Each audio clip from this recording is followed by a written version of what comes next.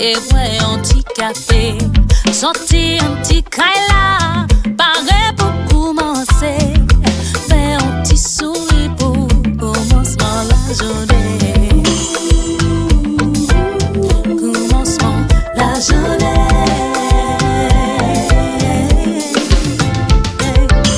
Chaque glow pour tes bras si d'eau. Les jardins à balayer la cour. Pour ce petit point, pas travail pour rien, non. La vie de cacoa. Les enfants payent au bain, mais t'es payant. Pour tuer au travail, yo. Puis on t'y beau. Il y a d'elle, c'est pas tout comme ça. Merci bon Dieu pour la journée.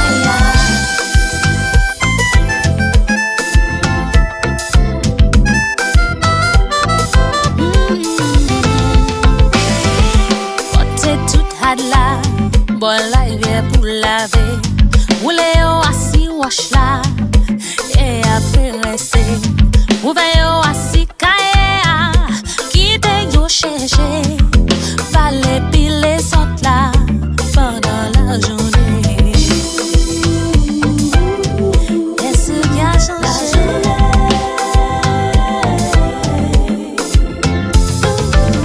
J'allais d'eau quand t'es bois assis d'eau.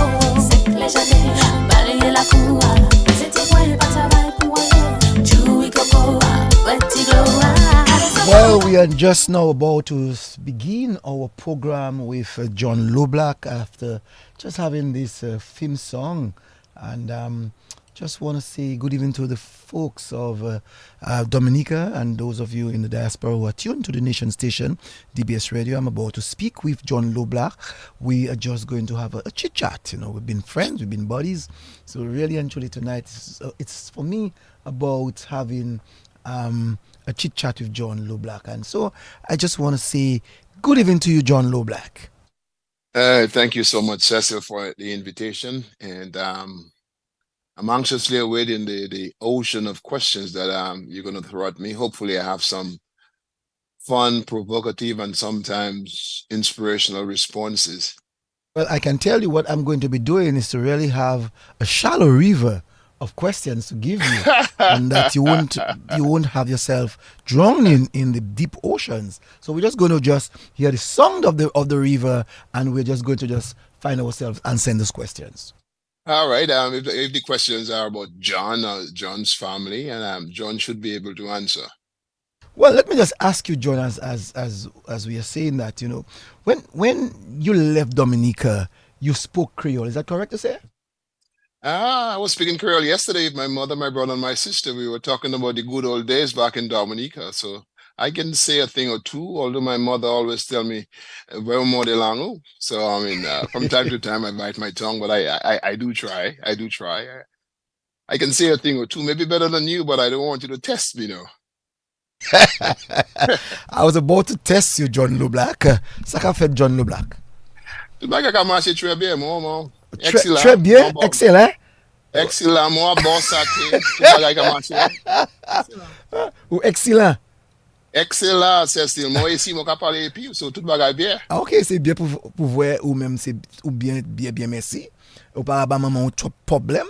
Et même monsieur grand homme, mais quand nous savons tout le temps, maman nous a dit nous, et même nous venons gros compé bois. Nous c'est style enfants pour yo. Vous savez parler quoi s'il vous plaît, moi quand parler anglais actuellement. Well, I only did this because you know my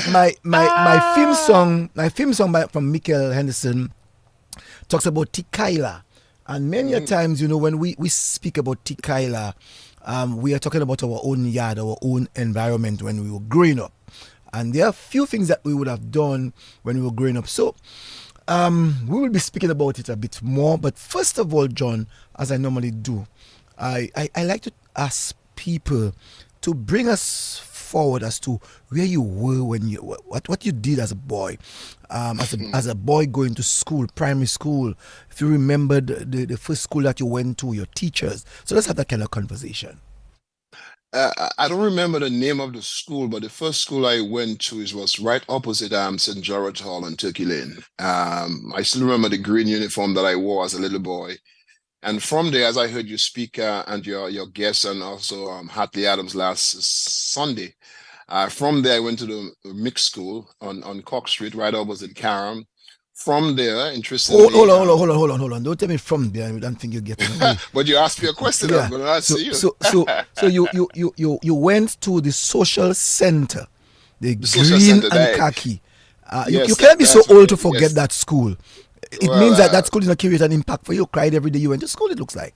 I remember the school. I didn't remember the name. I remember the school. And- so I'm not sure about crying every day. I have no recollection of crying at all when I went to school. Maybe my mother would better be able to answer that question. And the lane is Long Acre and not Turkey Lane.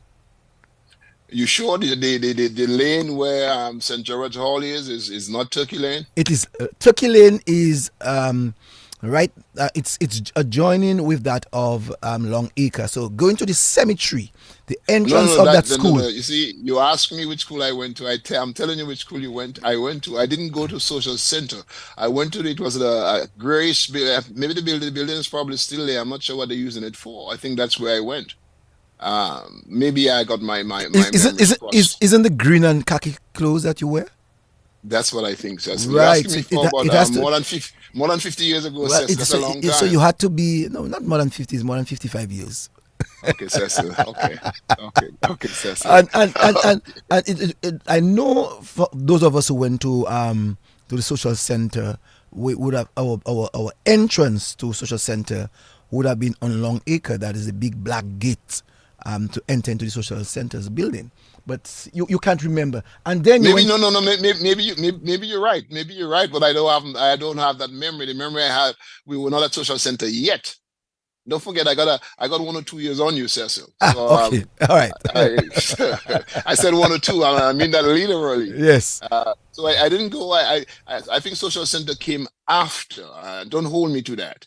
But I think we went. Our entrance was right opposite the SMA. In fact, the upstairs and downstairs building was there at the time, if my memory serves me. So you're correct. That is Turkey Lane then. Oh, that is Turkey Lane. But I was recently in Dominique, and I recently went to St. George Hall, so I think it's still Turkey Lane. It hasn't changed yet. It's Turkey Lane. That era is Turkey Lane. Thank you, Cecil. Then you left. You left that school and you went to your first primary school. Mixed school. I went to mixed school on Cork Street, like you did. Roseau Mixed Infant School. Roseau Mixed Infant School, and from there, like you did, I went to interestingly, I still don't understand why they had boys at a girls' school. But I went to Roseau. But before you went to Roseau Girls' School, you would have to tell us the classes that you would have gone through in Roseau Mixed Infant School. As you heard someone said last week, there was the ABC class, there was the middle class, and there was the head teacher class, and there was the veranda class. I think Miss Francis, there was a Miss Francis at the time. She was in the veranda class. I still remember Miss Francis.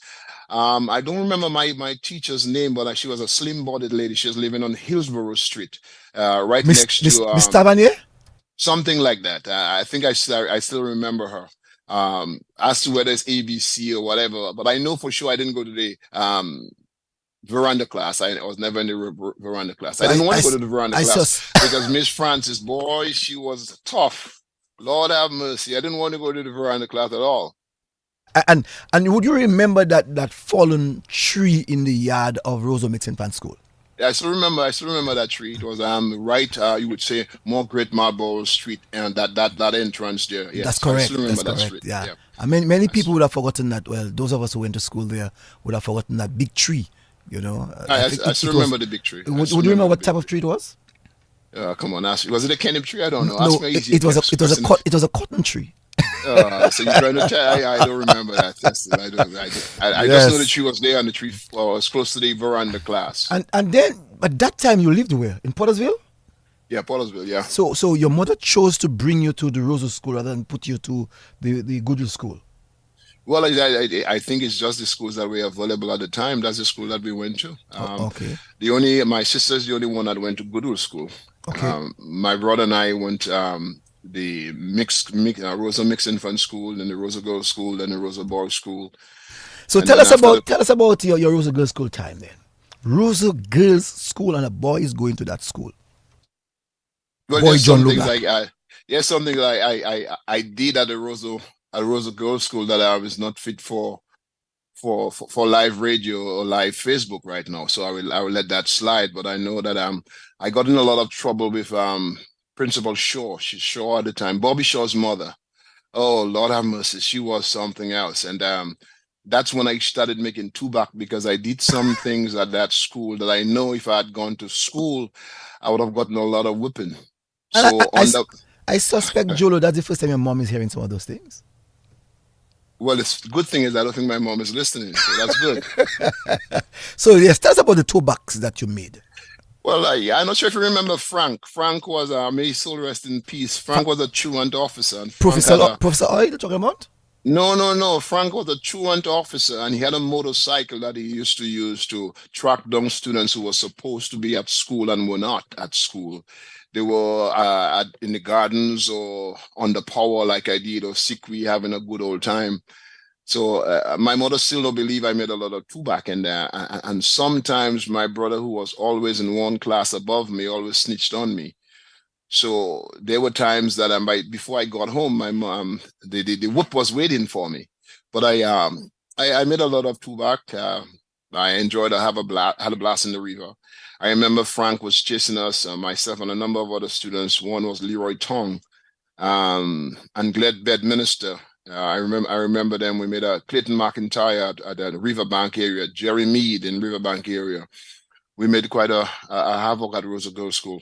And the nice thing about Frank chasing us, Frank did not realize, or maybe he did, that once we were in the gardens, all we needed to do was get to 45 steps, because he was on a motorcycle. So when Frank was chasing us down, we ran up the stairs, and when he went around, we went back down. So we had a good old time at at Frank's expense, but then you had to go home.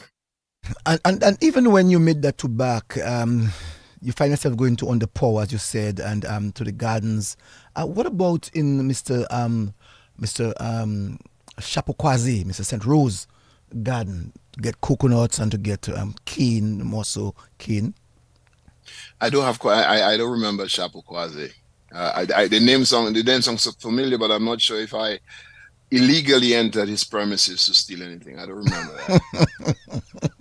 So you made quite a lot of two back in the days of you going to send to Rosa Girls School, and I'm sure that you would have remembered your teachers in the Rosa Girls School in the same way that you remembered your head teachers, we call them at that time. I know there was a Miss Mason. I know there was Miss Coffee. Miss Coffee was she's living on Greensland, going up Federation Drive. I know Miss Coffee was one of the teachers at the school at that time. But for sure, I remember Mrs. Shaw, Bobby Shaw's mother, because she was the principal. I have a vivid memory of Miss Shaw in Miss Shaw's office and what she did. The spankings that I got for being as disruptive as I did, as I was back then. But Jolo, in those days, Miss Shaw office was in an open space, so they would have seen you getting your floggings. That and then some. So when I got it one time, I decided I wasn't getting any more, so I started making two back from school. So it means that you are either challenging your teachers or your students or your friends. I'm not sure it was. Well, I wasn't thinking that way then. In retrospect, it might have been, but it also could have been that been bullied. It also could have been called names that you struggled with, and as a result of that, your self-esteem was not where it should be or it could have been, and you just remove yourself from the environment as much as you possibly could. But that's hindsight telling. So what name would they have called you for you to get so upset, Jolo? Let's pass that. Wow, Jolo, so let's pass that. So I suspect someone's going to change your name and christen you with "Let's Pass That." Forget Jolo and let's pass that. No, I can handle. I can handle whatever anybody throws at me as far as name is concerned, because I know who I am. So it's different now. But in the formative years, it was traumatic, to say the least. Because it is said that when you hear something over and over again, you tend to believe it is so, until you realize that it in fact was not that way. And then you left for Rosa Boys School. What was life like? Was a better experience, but I still made a lot of two back. But I still got a lot of whooping. Let me give you. I remember one time, AC Sibling for the hardware was right next to the Low Blacks Bridge. I'm not sure what it is now. They had a hardware store there. And I made two back. I went to Underpower and had a blast. They had Kaku on a lot of Kaku in that area, so I had a blast. But something said to me that your brother gone home, and your brother told your mom, like he always did, "Ma, was John sick today?" "No, you and John went to school together." But then he would say, I never saw him at school. And my mother was discipline first, then the questions follow. But on the way home, I remember I stopped by Ace's Shillingford. I got some cardboard box. I went under the bridge, Cecil. I took my pants off and I pad up. I put the cardboard boxes in my pants. I was getting myself physically ready for what I know was waiting for me at home. So when I got home, my mother didn't ask any question. She just whoop. But then she heard the sound. She's, in her mind, that sounded different. That's not flesh. So she said, Tiwe, I will leave the blank. Tiwe blank. Tiwe, what do you? Tiwe. Tiwe Chilotla. No, that's not what she said. But okay, the blank. Okay. Tiwe, what do you? Lemon Tiwe. Ah, God, so, whoo. So you find yourself making tobacco and still getting flogging for doing that. But did that deter you from doing your tobaccos? No, even up to today, I would say to my mother that parents back then felt that when they did X, Y, and Z to their kids, the kids would no longer do what they are punishing or disciplining them for. But in my mind, you know what? I'm going to do it anyway. So none of the whoopings that I got, I think, really deterred me from doing what I wanted to do. I knew there were consequences. And in my mind, you know what? I'm going to have a blast. You can whoop me after that's okay. You getting tired, I'm not. The pain's going to go away. Wow. That was a mindset. I can imagine a child hearing you now, today, and would say the same thing tomorrow. That mommy or daddy, you can beat me if you wish, but I can guarantee you that I will do what I have to do. And many of us as boys were growing up, that's what we fought, you know. See, the thing is, parents did what they felt was the best thing to do. It was handed down to them by their parents. Consequently, they felt it may have had some effect, some impact on them. So if it had some impact on them and steering them in the right direction, whatever direction that was, then if they inflict the same pain on your kids will ultimately dance to the music that they're playing. And if you ask my mother today, because of how my brother, my sister, and myself turned out, she would be convinced beyond a shadow of a doubt. Were it not for, we would not have become who we became. But I'm saying this sometimes, not all the time, despite the discipline, the punishment that parents inflict, kids sometimes do what they want to do. There are better approaches that parents can take. But again, the passage of time teaches us that. No, I also want to find out from you, Jolo, in reference to your life at the Rosa Boys School. At that period of going to Rosa Boys School, we saw a number of young boys who would have left their parents' home and go to the woods, go to the bush, go to Zion. A number of them would want to be in part and parcel of the go thing, which was to be a dread. Did that ever, while at Rosa Boys School, did that ever cross your mind? Because that would have been the period while you were at the Rosa Boys School.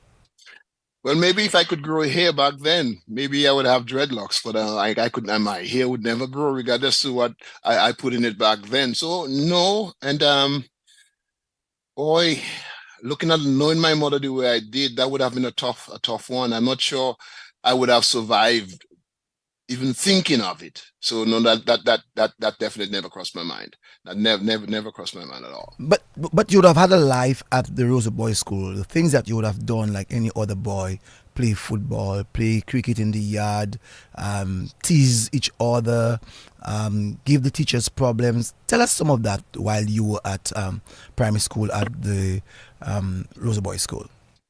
Well, to be honest with you, Cecil, after Rosa Boys School and a few escapades at Rosa Boys School in terms of skipping school, I was not a troubled student in terms of giving teachers I had time in terms of even teasing kids. I was never really involved in that as such. I was teased, but I never really tease on unnecessarily. So I can say when it comes to that, I don't think my sister, my brother, and I, and my mother might say my mother might say because of how she was, but I was never someone even up to today that actually teased people unnecessarily, especially calling people names. What I did though, and if you called me a name that I felt was a ugly name, what I would do to get you to stop, I wouldn't argue with you. As long as I see you before you see me, I'm going to call you that name. And if you don't like the name, you will stop calling me that name. So whatever name that you called me, I would call you that same name. And sometimes because I was physically bigger than a lot of the kids, the name I called you would stick more than the name you called me. So I got away with that to a great extent. So I'm sure you are able to tell us one of the list of the names that you were called. Jolo go tetu go stone go wash the arcade field. like Daniel Greenstone. And also Cecil, I remember being around 9 years old, and I was wearing about size 9 or 10 shoes. And I was told then that the government don't need to have any roller to roll up the potholes, to fix the potholes. They can just get me to jump up and down on the tar, and that'll be good. I remember that like yesterday. I hit that. My head was something people always comment on, but I say, well, what about it? If I have a big body and I have a small head, I would look handicapped, right? That's correct. If I have a big body and I have small feet, I would tumble. I would stumble all the time. Yes. So God, in His divine wisdom, made sure I had the size of head to go with my body and the size. But that's after as you grow older, you realize that. But in the moment, it was hard. But I had a very good support. And my mother was my father. When I say that, I mean, if you call me a name, if you did something to me, any one of us, and regardless who it was, my mother would come. You mean Matt George was that bad? My mother would come. I never realized that. She had a mouth. I know that lady for a long time. I didn't realize that she was that way. She would. She would. And she would let you know exactly where to take whatever you're doing to her kids too. Okay. No, Jolo, normally boys who are troublesome and rebel somehow have a soft spot for church and they become acolytes. Were you one of them? No, that's my brother. My brother was the acolyte. My brother was the one that was the acolyte. And no, I had to go to church. So I went to church because I was told that I had to go to church. But my brother is the one that stole the priest's wine, not me. Or did I say that? so you were never an acolyte? No, it never dawned on you to be an acolyte, even never, while your brother was an acolyte. No, because you have sibling rivalry, so I never wanted to be what my brother was. Okay. I wanted to be something other than what he was, so we could have some competition. So I never wanted to be. So going to church every Sunday at the Pottersville Catholic Church, what was it like? Cecil, more often than not, I went by the church. I'm not sure. I went by the church. I didn't necessarily go in the church. So I went more often. I told my mother that not too long ago that there was a Mr. Brown who had sold coconut tablet and coconut cheese, and the collection that she would give me to put in church, oftentimes I would give it to Mr. Brown, and I would sit outside the church and enjoy my coconut tablet and my coconut cheese. So more often than not, I went by the church. I never really understood. Put it this way, I never really paid the kind of attention that maybe I should to really understand all this stuff that the priest was sharing. So I went by the church more than I went in the church. True story, Cecil. When I was about to make first communion, making first communion, my brother was a confirmation. We were going to catechism on Saturdays. So there was a Saturday, I'm not sure if you remember, there was Ralph Richards, there was some boys of Mr. Hayden, Charles Thomas, may his soul rest in peace. There was Francis Thomas, there was myself, there was George Francis, that's Ralph's brother, may his soul also rest in peace. There was Adams Joseph, they call him Floaty, and there was Raggy Adams' brother. Instead of going to catechism, we went up to Stock Farm to a man's garden to steal cane. Well, that is the same Mr. St. Rose. So when we passed, we on our way now, when we passed at the back of the Goodwill School, the owner of that garden was coming from Stock Farm. So he put one and one together. We didn't pay any mind to him. We didn't know who he was. He put one and one together. So there we are in the field, breaking cane, black some cane, and having a blast. Then all of a sudden we hear Charlo said, "Fellas are mans." He didn't say a man, he said, "Fellas are mans." When we look around, oh man, I never seen a group of guys fly through barbed wire fences like we did. But what the man did, the man recognized Charlo. The man collected all the pieces of canes that we had and then some and took it to Mr. Hayden. And Mr. Hayden took one of the pieces of cane and let Charles have some whooping. And what Charles did, Charles sold out Ralph and Jep. And I was hoping that Ralph and Jep didn't sell out anybody else, but my mother never knew about it. So we never got any whipping. My brother and I escaped that. We were supposed to be in church. I can imagine. I can imagine. No, Jolo, you've been talking about your brother and your sister. Tell us a little bit more of your brothers or your brother and your sister that you grew up with in Pottersville, the kind of life that you all lived, the things that you all did together, even the rivalry that you said that you would have had. My brother and I probably did more things against each other than actually doing things together. There was always competition. We had different interests. Yes, he liked cricket and he loved football or soccer, as we say. But I was always better than he was. So we always had competition. Although last time I was in Dominica, Tyson Raymond, who went to school around the same time that my brother did, Tyson said, "Your brother was a much better batsman than you." I say, wait a while. Houston, we got a problem there. If we played a 5-day test match, you pick my brother Peter because he can choke. But if you're playing a 1-day match, then I beat him hands down. So Tyson didn't believe. He said, "No, never." So when we got home, we got to my mother's house. And I told my brother what Tyson said. Peter, and he said the same thing. He said, "If it's a 1-day, you pick Jolo. If it's a test match, 3 days, and he was right. When it comes to that, I ain't got no time to play no ball like that." And funny story, Cecil. My father used to be a goalkeeper.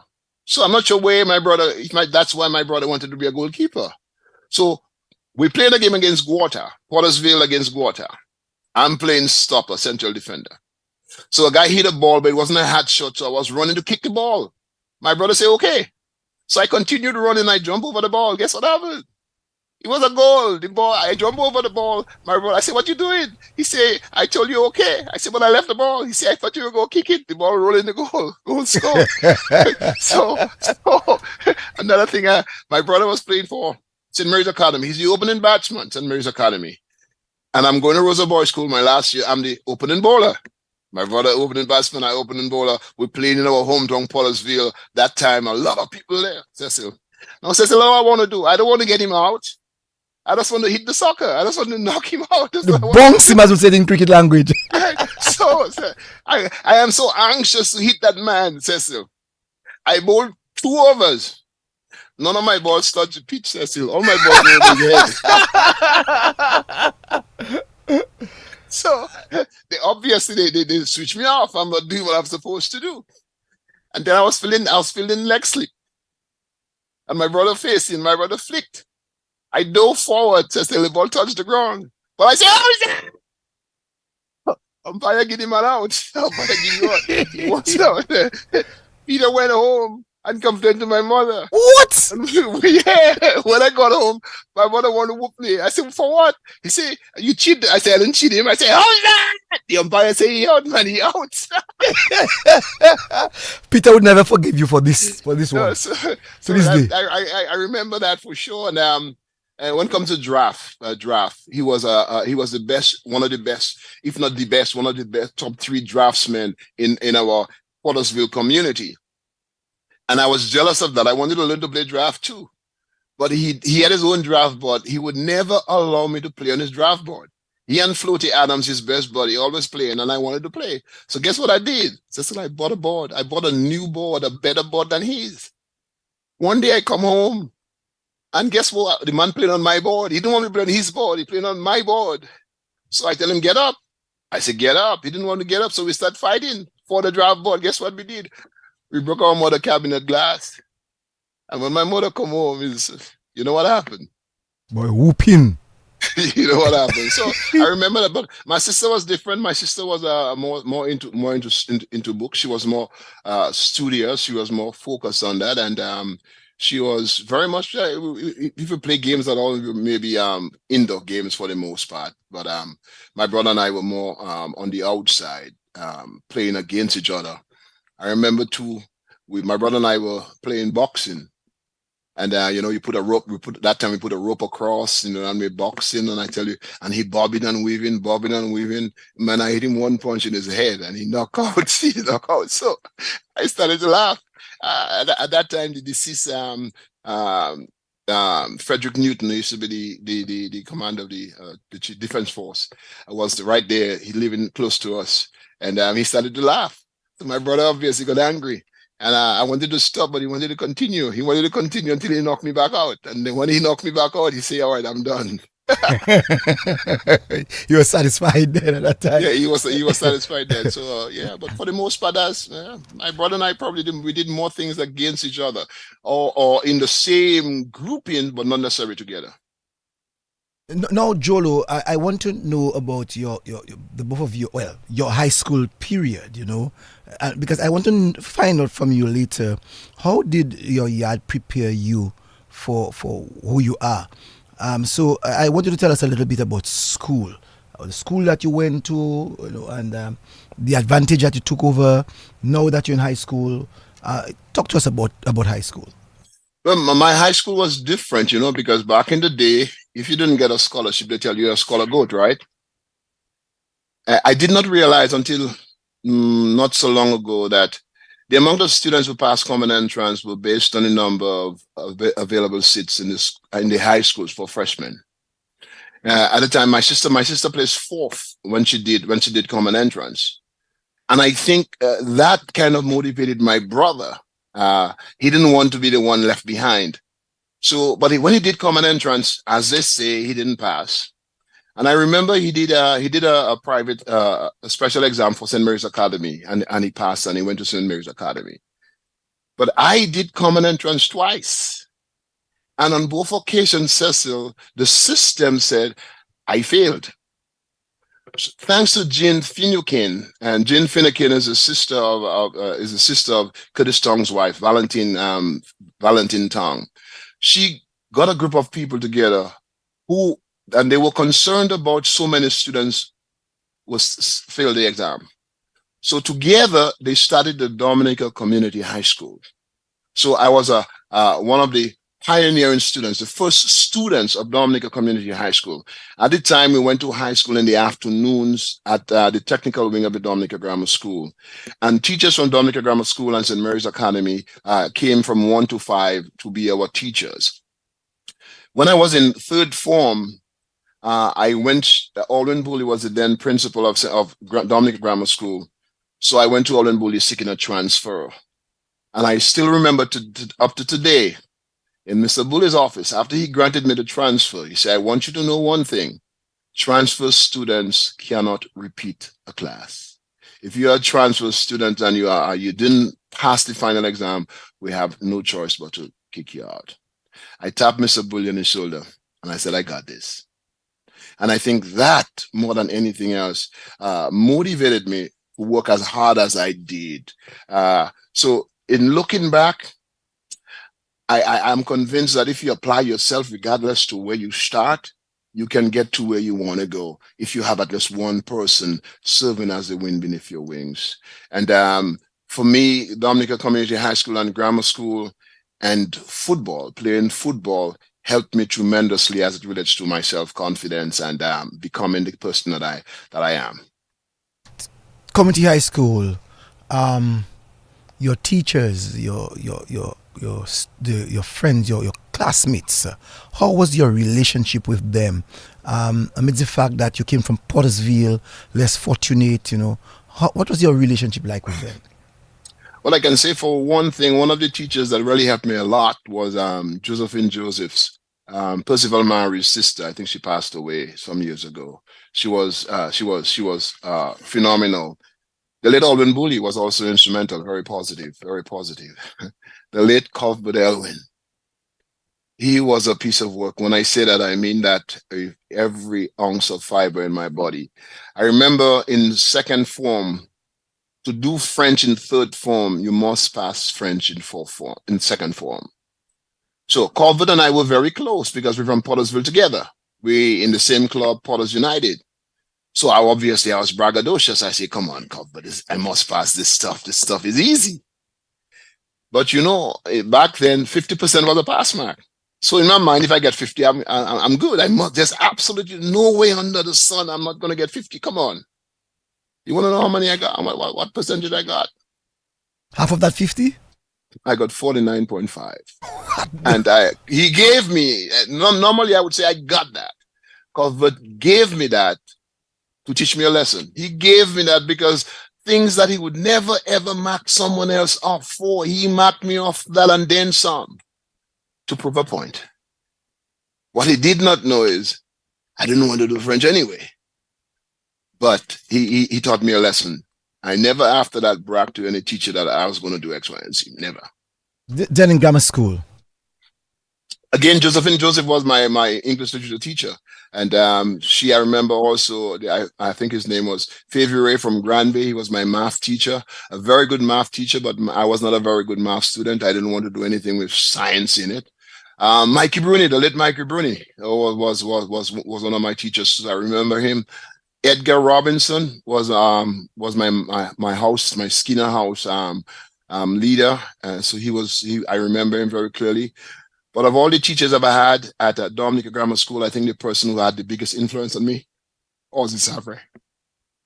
I can imagine Ozzy Savre because even when I went to school, we used to say that Ozzy played no sports. And how was he able to make so many people, how many young men and women that he has been able to really formulate to become great sportsmen? So why would you say Ozzy Savre? The kind of person that he got you. And he let you be you. He was a people person. Is a people person. He could relate. That's it. When you mean relate, was he able to identify talent? Well, I would say 100%. Although I think he was too hard on me with cricket because my goal was to play for Dominica Grammar School in both cricket and football.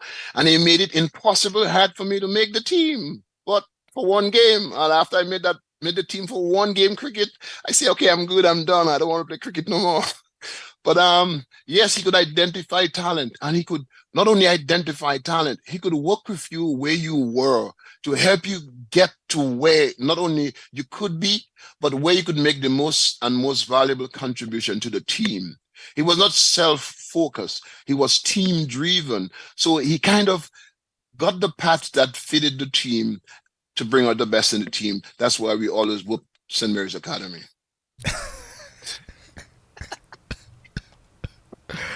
I couldn't help it. Sorry. I'm not going to argue that one. Thank you. No, you found your space in the Dominica Grammar School, doing well at school at the same time academically, but more so, you found yourself in sports, which you would not have done so much in the Pottersville area in terms of representation of your community and so on in football.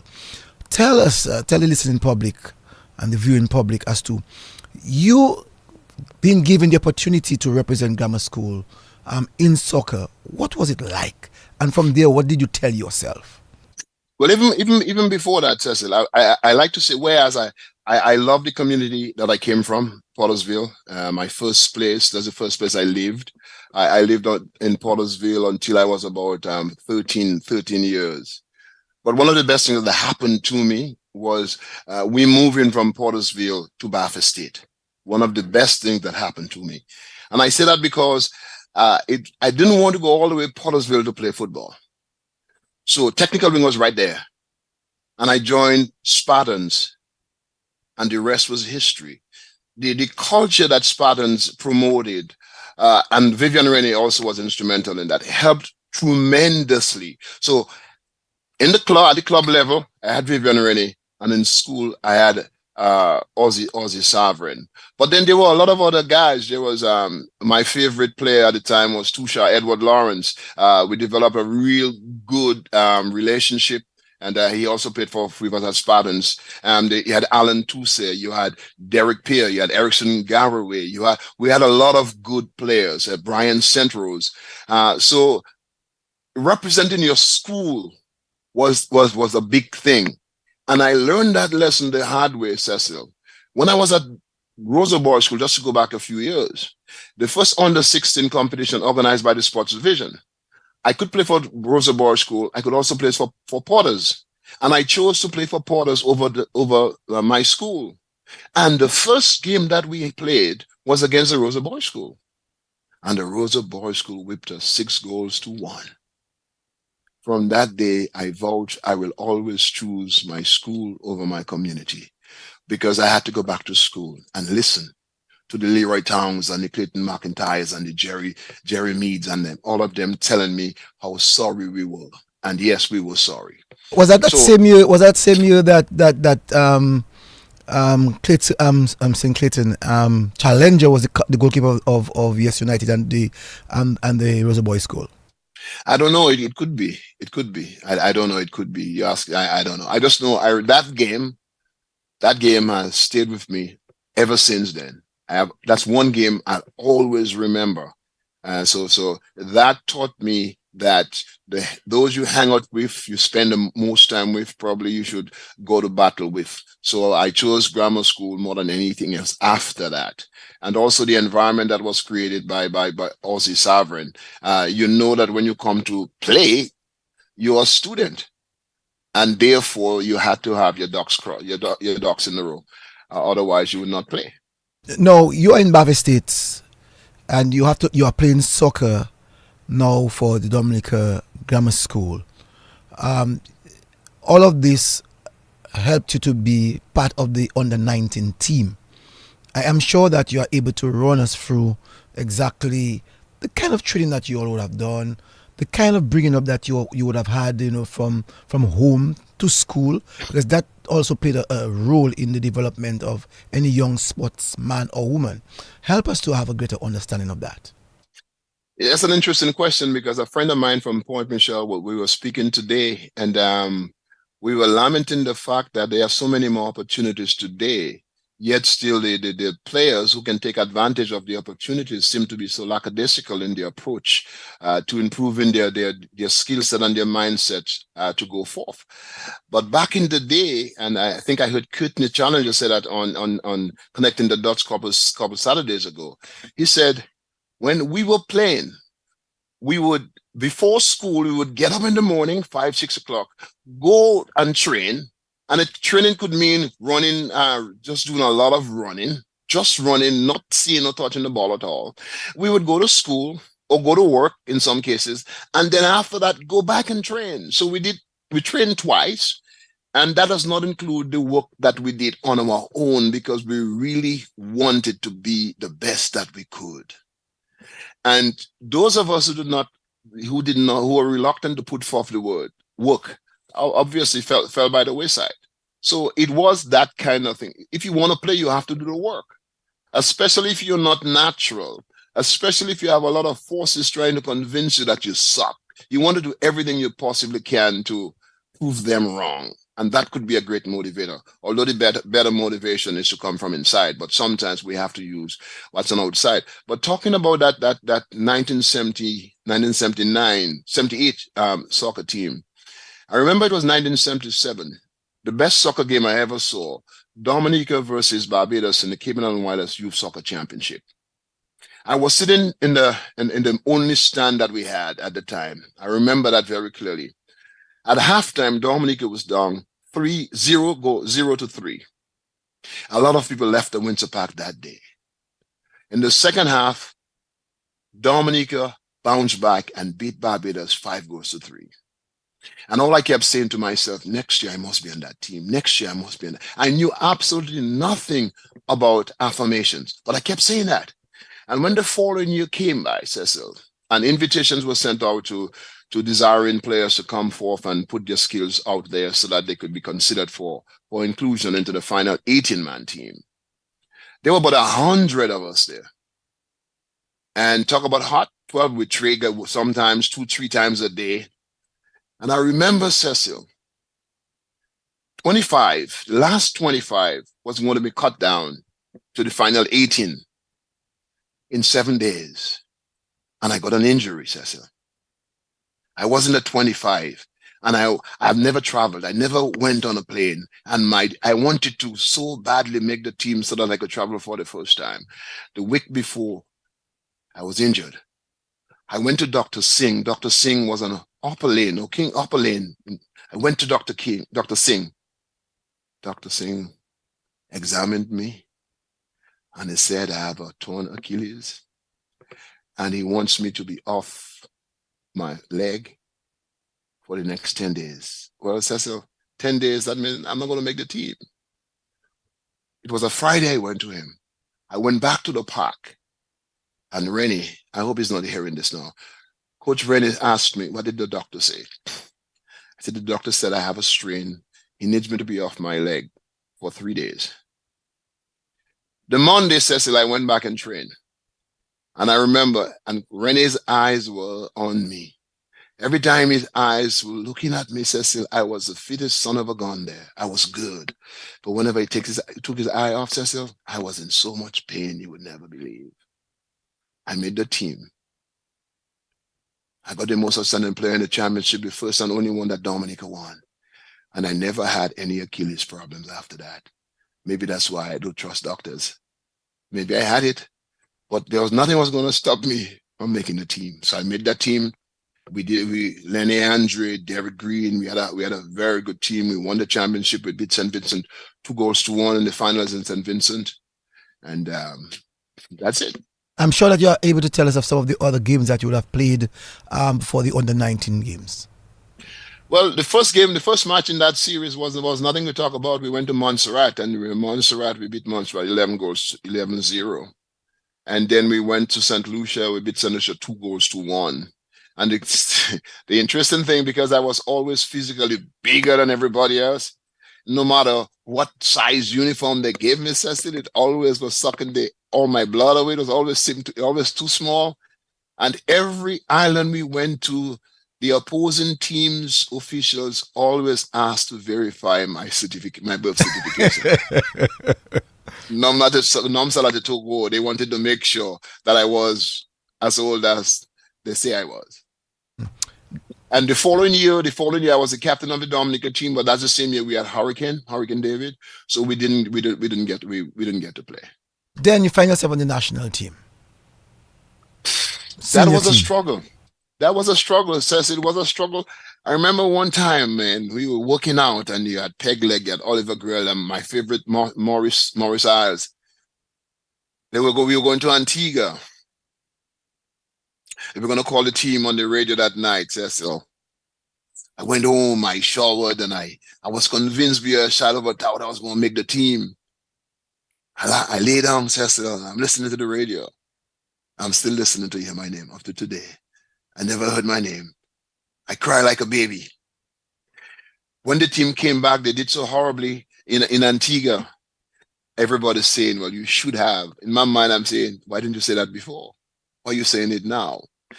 The following year, I went to Antigua with the team. I never played. Erickson Christopher was the coach then. I didn't play, so I was a fringe player on the senior national team. Does that mean I don't believe I could have? I think the only central defender that were back then, I think Fitzhenry was the guy I tried to model myself after. He was a phenomenal, may he so rest in peace, defensive player. But then again, how they selected teams, that's another story. I don't want to go into that. I enjoyed every ounce, every moment that I spent playing soccer. And I won at every level, which to me is that's good enough for me. Laid a solid foundation for me. I built some tremendous relationships, including you. And were it not for soccer, maybe my whole life would have been different. No, Jolo, how many years did you play for the senior national side? There were 3. 3 years. No, Jolo. How did your community, the yard that you lived in, prepared you for moments like this?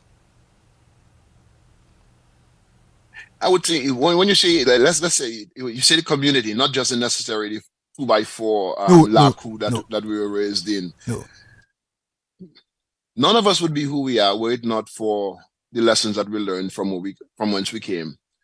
And even if we didn't think that they were the lessons that we were exposed to, the experiences that we were exposed to were teaching us anything, but if we reflect on our life, we realize that were it not for those experiences, we would not be who we are today. Pottersville, for one, toughened me a lot because, boy, it was negative in terms of how people looked at you. You were reminded more of what you could not do compared to what you could do. But my mother always reminded us of what was possible. And we had some very good neighbors. I remember Ma Trufina, I remember Ma Landa, I remember all the fishermen, I can't remember the name, all the bakeries in which I worked, because I started working from I was 6 years old. Talking about work, let me give you a story. I'm not sure if you remember Son. Son was a baker. He was a staunch Harlem supporter, big-time Harlem supporter. The man spent all his baking days in Pottersville, but he would support Harlem, not Potters. I remember I was one of the fastest rollers in Pottersville community. So all bakers wanted to hire me. So Son felt, you know what? If I pay this guy before he worked, then I got him. And I accepted the money, $3 a bag. I got $6 for 2 bags, Cecil. But then at the time I was supposed to go to the bakery. Cecil, all my friends are going to Savannah to play football. I couldn't go to work, Cecil. I went and played football. So Son was looking for me. Maybe he's still looking for me. I never went to work. So one day I was walking down Goodwill Road and Son come chasing me. Well, come on, Son, you're an older guy, I'm young. I mean, I run. Somebody come on and tell my mother what Son did. My mother went to Son's bakery and said, se tu chegasse ao momento que eu gonam com só tu pay a tiga só por vir tu vai que vir tu vai se tu chegasse ao momento que eu. End of story. So I owe Son $6. The next time you return back, you need to pay Son $6. No, Jolo. So here you are. You know, you played soccer for the national team. You also played soccer, as you said, for Spartans and also for Bafa State. You helped in the building up of Bafa State first soccer senior team. You can maybe talk to us about it a bit. Well, I would say I enjoyed Spartans a lot. I remember I was training on the national youth team at the time. And the first game that I was supposed to play for, make my debut appearance in Division 1 was against Kensborough. And at that time, Abu and Rojo, oh man, they were good. I say, no, not today. I don't think, I fake sick. I tell Scooby was the captain that year. I fake sick. So Dion Sentilla played in my place. I was in the stands and I made the sign of the cross because they made mincemeat of Dion. I said, that could have been me. So for the following Thursday was against Spurs, and Spurs was the weakest team. I was good. I was ready to play. And the rest is history. And the following year I was the captain of the team, and I remember my name was not Jolo at the time. It was Idi Amin, it was Fidel Castro, it was the Shah of Iran. It was every dictator that you could think about. Because I didn't you Idi Amin, I can tell you that much, you Idi Amin. I didn't know anything about leadership, so my way was the highway. I remember saying, if we say we start in practice at 4:30, that does not mean you get here at 4:30. If you get here at 4:30 and we already started, then means you have extra stuff to do. I remember one day, I'm not sure if it's Charlie or Dennis Blas, somebody give Bouwe, Gordon Mondesi, may he still rest in peace, a wicked tackle. Oh, and Gordon exploded using some explicitity, say your mother this, your mother that, all kinds of stuff. I said, Bouwe, he was the vice captain though. I said, Bouwe, take the rest of the afternoon off. Oh, Jolo, your mother, they say all kinds of stuff. I said, that's okay, Bouwe, take the rest of the week off. That night, We're living in Greens Lane now. That night, we walk all the way up to Bath Estate. And he knock on my door and he say, I come just to apologize. I say, I accept your apology, but you still off this week. Oh my God. I remember, but we won. We won the championship. The Hurricane Spartans, we won the championship that year. So I fooled myself into believing that is my leadership that was responsible for that. Well, 2 years later, there was no Spartans. That simply, what is the message is, your leadership was not all that you thought it was. But I won, and I played for Celtics. You didn't mention Celtics. Oh yes, Celtics. I played for Celtics for 2 years, I think, 1 or 2 years. And from there are a number of us. We decided, Toots, Emmanuel Guy, maybe yourself, Michael Hamilton. A number of us decided to form our own team in Bath. Yeah, Crippler, Michael Kensbro. And my mother didn't want me to do that, though. My mother was dead against me. And I remember in the living room, I said to my mother, had Christ not died for you, you would not be where you are and where you're going. And she left me alone. I don't know. Don't ask me where I got that. I just happened to say that. It made sense. And it worked. And we had a good thing going on in Bath State. I enjoyed that. We had a good thing. My name was still Idi Amin then. They still called me all kind of names here. But it's all good. It's all good. It was all good. No, we're just going through the process, you know. And also, too, outside of sports, Jolo, you people tend to always remember you, Jolo, working at DBS Radio. Not too many people remember that you worked at the Roseau Credit Union. Not many people know that you were a teller at the Roseau Credit Union. I'm sure even the present staff and management who know you might be opening their eyes. Wow, Jolo, give us a little bit about you working at the credit union. Well, hey, let's go back before the credit union. The first place I worked was with Curtis Town, American Life Insurance Company. I was an insurance salesman.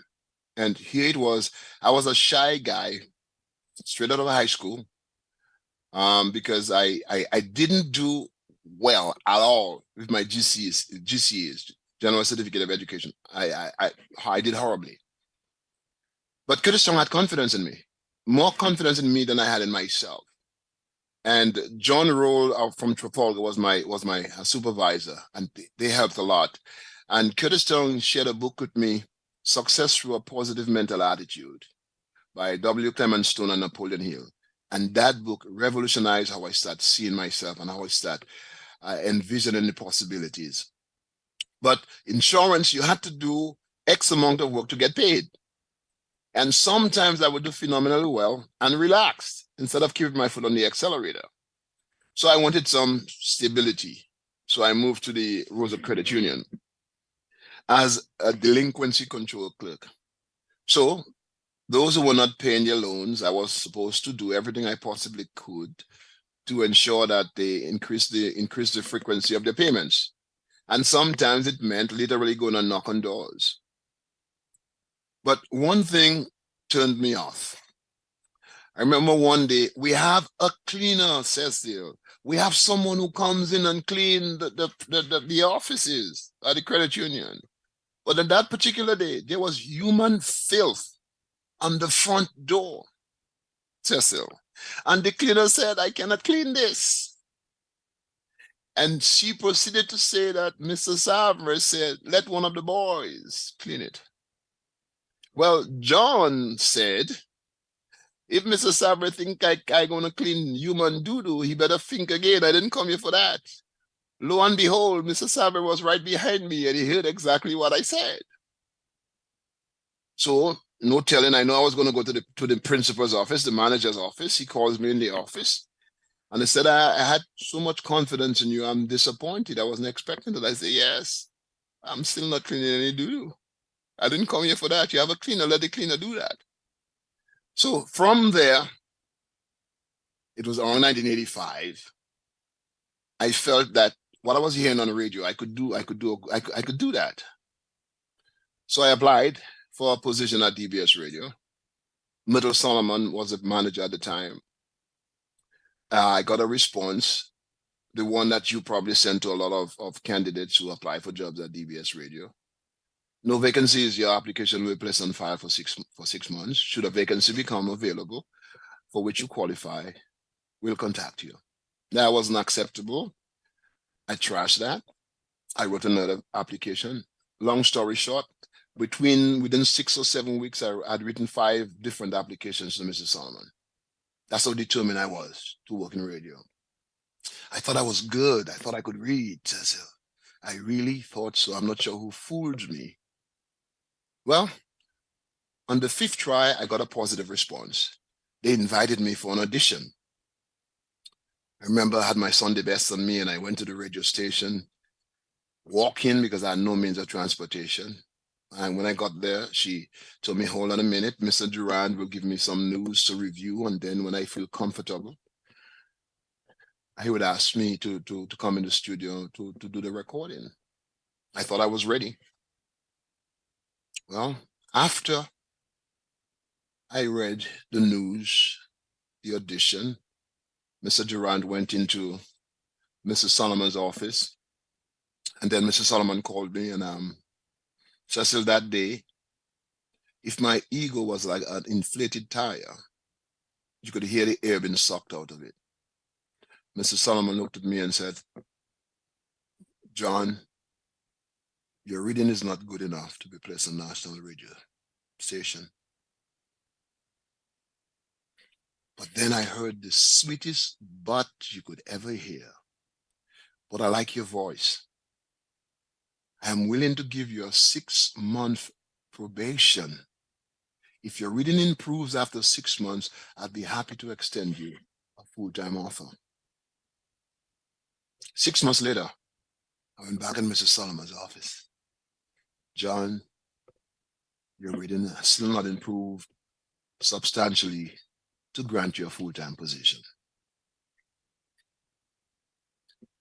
However, we have received tremendous feedback from the work that you're doing in sports reporting. I'm willing to offer you a 1-year non-renewable contract as sports reporter. If your reading improves substantially at the end of 1 year, we would be happy to extend an offer for a full-time position. I stayed at DBS Radio for 9 years.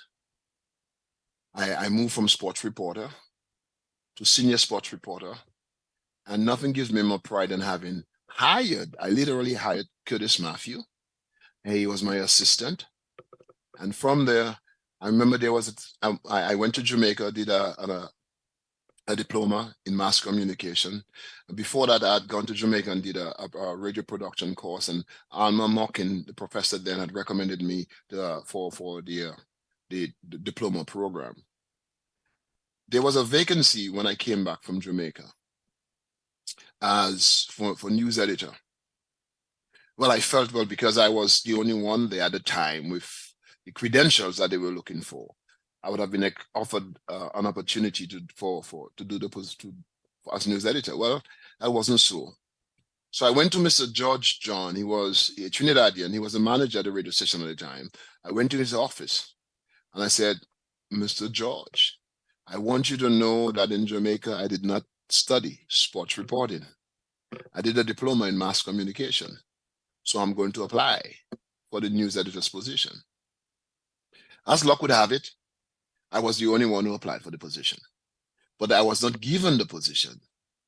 I was offered an acting position. If the news improves, well, then they will offer me that. 6 months later, thank you, I'm Maurice Cyril. Maurice Cyril wrote one of the most beautiful editorials that I ever see.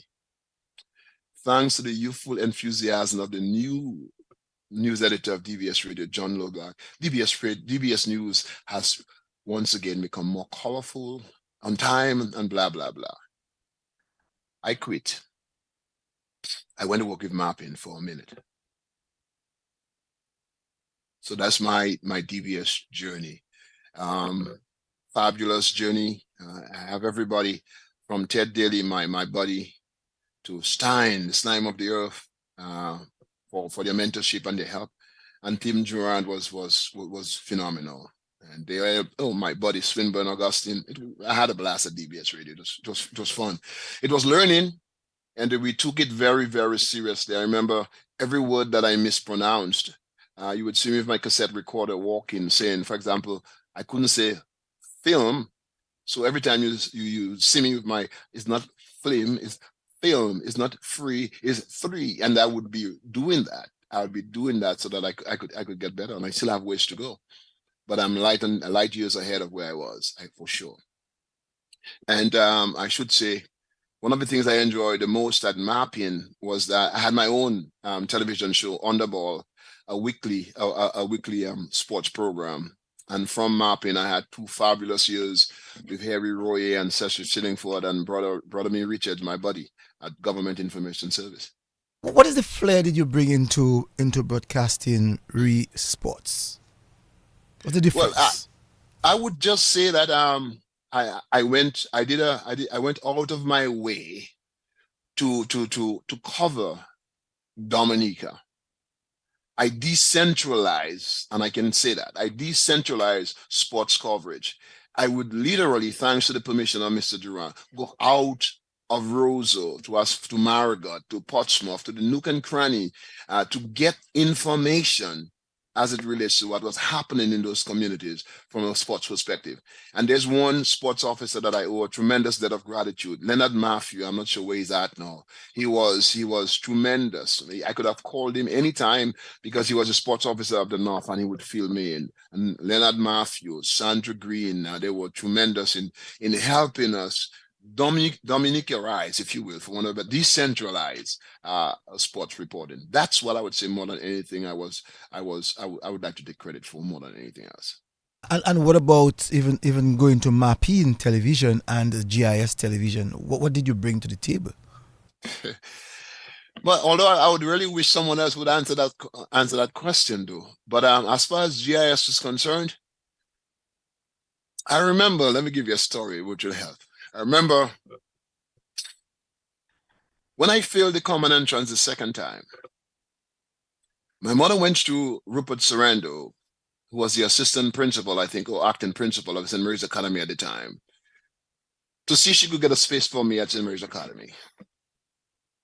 And the response that Rupert Sarando gave my mother then was, why don't you let your government get a seat for your son? At that time, Patrick John was the Prime Minister of Dominica. My mother never forgot that.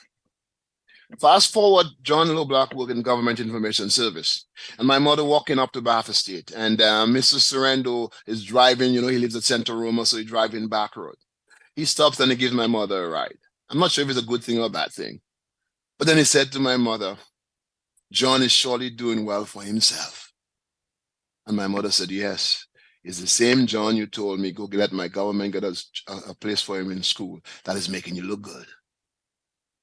Well, you say that politics has always been involved in our social upbringing? That's what you're saying? Before you're born, Cecil, politics affects everything. It affects everything. And let me, how I got to GIS is creativity on my part too. Because at the time, everybody knew my mother was a Porto Labor. Everybody knew that. Well, everybody also knew that Low Blacks are Port of Freedom. So I used the Low Blacks by the Riverside address. So you became not just a member of the family, but a brother. Well, it worked, Cecil. It worked. As small as Dominica is, you still have to know how to do what you need to do to get to where you want to go. The worst thing we can do is to throw our hands in the air and give up. There's always somebody who we can call on to help us get to where we want to go. If we just refuse to give up. No, Jolo. I went into all of this to get us ready for the international fora, which you have been involved in for a number of years. You find yourself going to university. I call you John, but just because we are friends and we're just having a chat. But by respect, I supposed to say Dr. John Loblack. John is fine, Cecil. John is fine. Stop. No, you decided that you're going to go to university. How did you step in? How did you tell yourself that you're going to step into that environment of getting into a university? Well, again, it's my mother. I was the only one back home. My brother was already doing his thing, and my sister already got migrated, going to further their education. And my mother was putting a lot of pressure on me because I was doing stuff that probably would have gotten me in a lot of trouble. Put it this way. Don't ask me what that is. Just leave it as that, Cecil. And I remember Dr. Randy Glean from Midwestern State University was visiting Dominica to promote Midwestern State University's international program. And I received a call from Mrs. Sarandu, who was the Minister of Education and Sports, about the visit. And I went to that meeting and I expressed an interest in being one of this, being considered. And one thing led to another. And the rest is history. And the Agricultural and Industrial Development Bank of Dominica contributed to that. So that's how I went to Midwestern State University in Wichita Falls, Texas. And interestingly, in going to Midwestern State, on my way there, I was in transit in Miami by my sister for 2 weeks before I took Greyhound bus to Wichita Falls, a 36-hour drive. Cecil, I remember the day before I left Miami, my sister took me to a BJ's store. She was going to buy me some warm clothes so I could stay warm. As naive as I was, I said to her, I'm going to Texas. I don't need warm clothes. Well, I was wrong. When we got on the Greyhound bus, as we enter Houston, I remember saying, drive carefully. The bridges may be icy. When we stop at a bus terminal and I started to speak, I see all this thing coming from my mouth and I couldn't feel any of my body parts. As soon as I got to Wichita Falls, I called my sister. I said, hey, could you send me any warm clothes now? She said, no, I'm not sending you anything. You said you didn't want it. Oh, Cecil, that was one of the worst winters in recorded history in Wichita Falls. And I had no warm clothes. But I was there for a reason. And I just stuck with it. Walk us through the story of you at university. Well, first things first. All my life, I was told I speak English. All my life, I was told I spoke English. English was our official language. So there I was in small town Wichita Falls, Texas, of 100,000 people. Not paying any attention to how I spoke because I'm speaking English. But Cecil, nobody could understand anything I was saying. I was so exasperated to the point where I made a decision that I would stop speaking for as long as possible. Fortunately for me, a guy that I became best buddies with, he has since gone home to the Lord, Carlos Thomas. He pulled me under his wings. He's from Grenada. He said, John, nobody knows about your stupid Dominica here. Slow down. Slow down. And I started slowing down. And the more I slowed down, the more my classmates and my professors began understanding what I was actually saying. So that was a challenge. Also, with little money in my pocket, I said, well, at 33 years old, maybe I could still get a soccer scholarship. Well, let me go try out. Let me try to be a walk-on. Cecil, nobody told me that Texas would be that hot. First day, 108 degrees. Second day, Cecil, 108 degrees. Third day, 108 degrees. John Loblack said, there's not going to be a fourth day. I don't think so, not now. So I quit.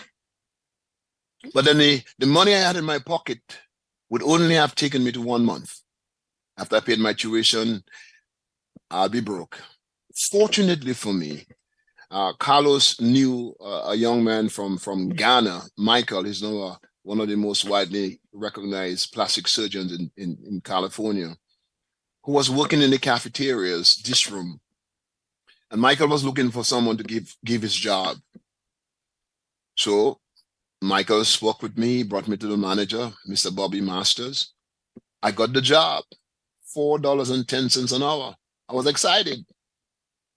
I remember it like yesterday. It was a Friday. My first day on the job. Bobby said to Alfred was the most seasoned man in the dish room. Alfred, show me around and show me what to do. First place Alfred brought me, Cecil, was the staff bathroom. And I was supposed to clean the staff bathroom. Cecil, it was nasty. I'm cleaning it, Cecil, with my eyes closed. And I keep saying to myself, you left Dominica, you're working in shit and tie, you're working in radio and TV, and you come to Texas cleaning other people's doo-doo. But it paid the bills. I did it for 3 years, wait not for that $4.10 an hour job. I would not have graduated at the time that I did. Even if when I graduated, I was still owing the university. That's just tell you. But the good thing is, when I moved on to Texas State to do my master's in human resources, the manager who hired me in Wichita Falls had changed companies. So he was working with Compass Foods now, and Compass Foods was running the campus dining at Texas State. So he offered me a job as a student manager. So now I was telling people what to do instead of being told what to do. And then one of the workers gave me a name called Easy Money. He said, now you're just walking around telling people what to do. And it felt good. One of my best hires was my son, Al. Al was something else. But anyway, ask me a question, Cecil. I'm going out on all kinds of tangents. So now you are in Texas. You're going to university, preparing yourself for the outside world. Did you ever thought that John Lublack from Pottersville, Zaffa, Lucia George, would have been, that type of person in the university that he is now at? No, I'd be lying if I say to you, I did. I know I wanted more for myself, but what that more was, I wasn't sure. When I started reading self-help, it led me to conclude that there was more in me. And the fortunate thing for me, I think, I had a sister and a brother who were accomplishing great things from an academic perspective. And I reasoned then that, you know what, we have the same everything in us. So if they can do it, I can do it.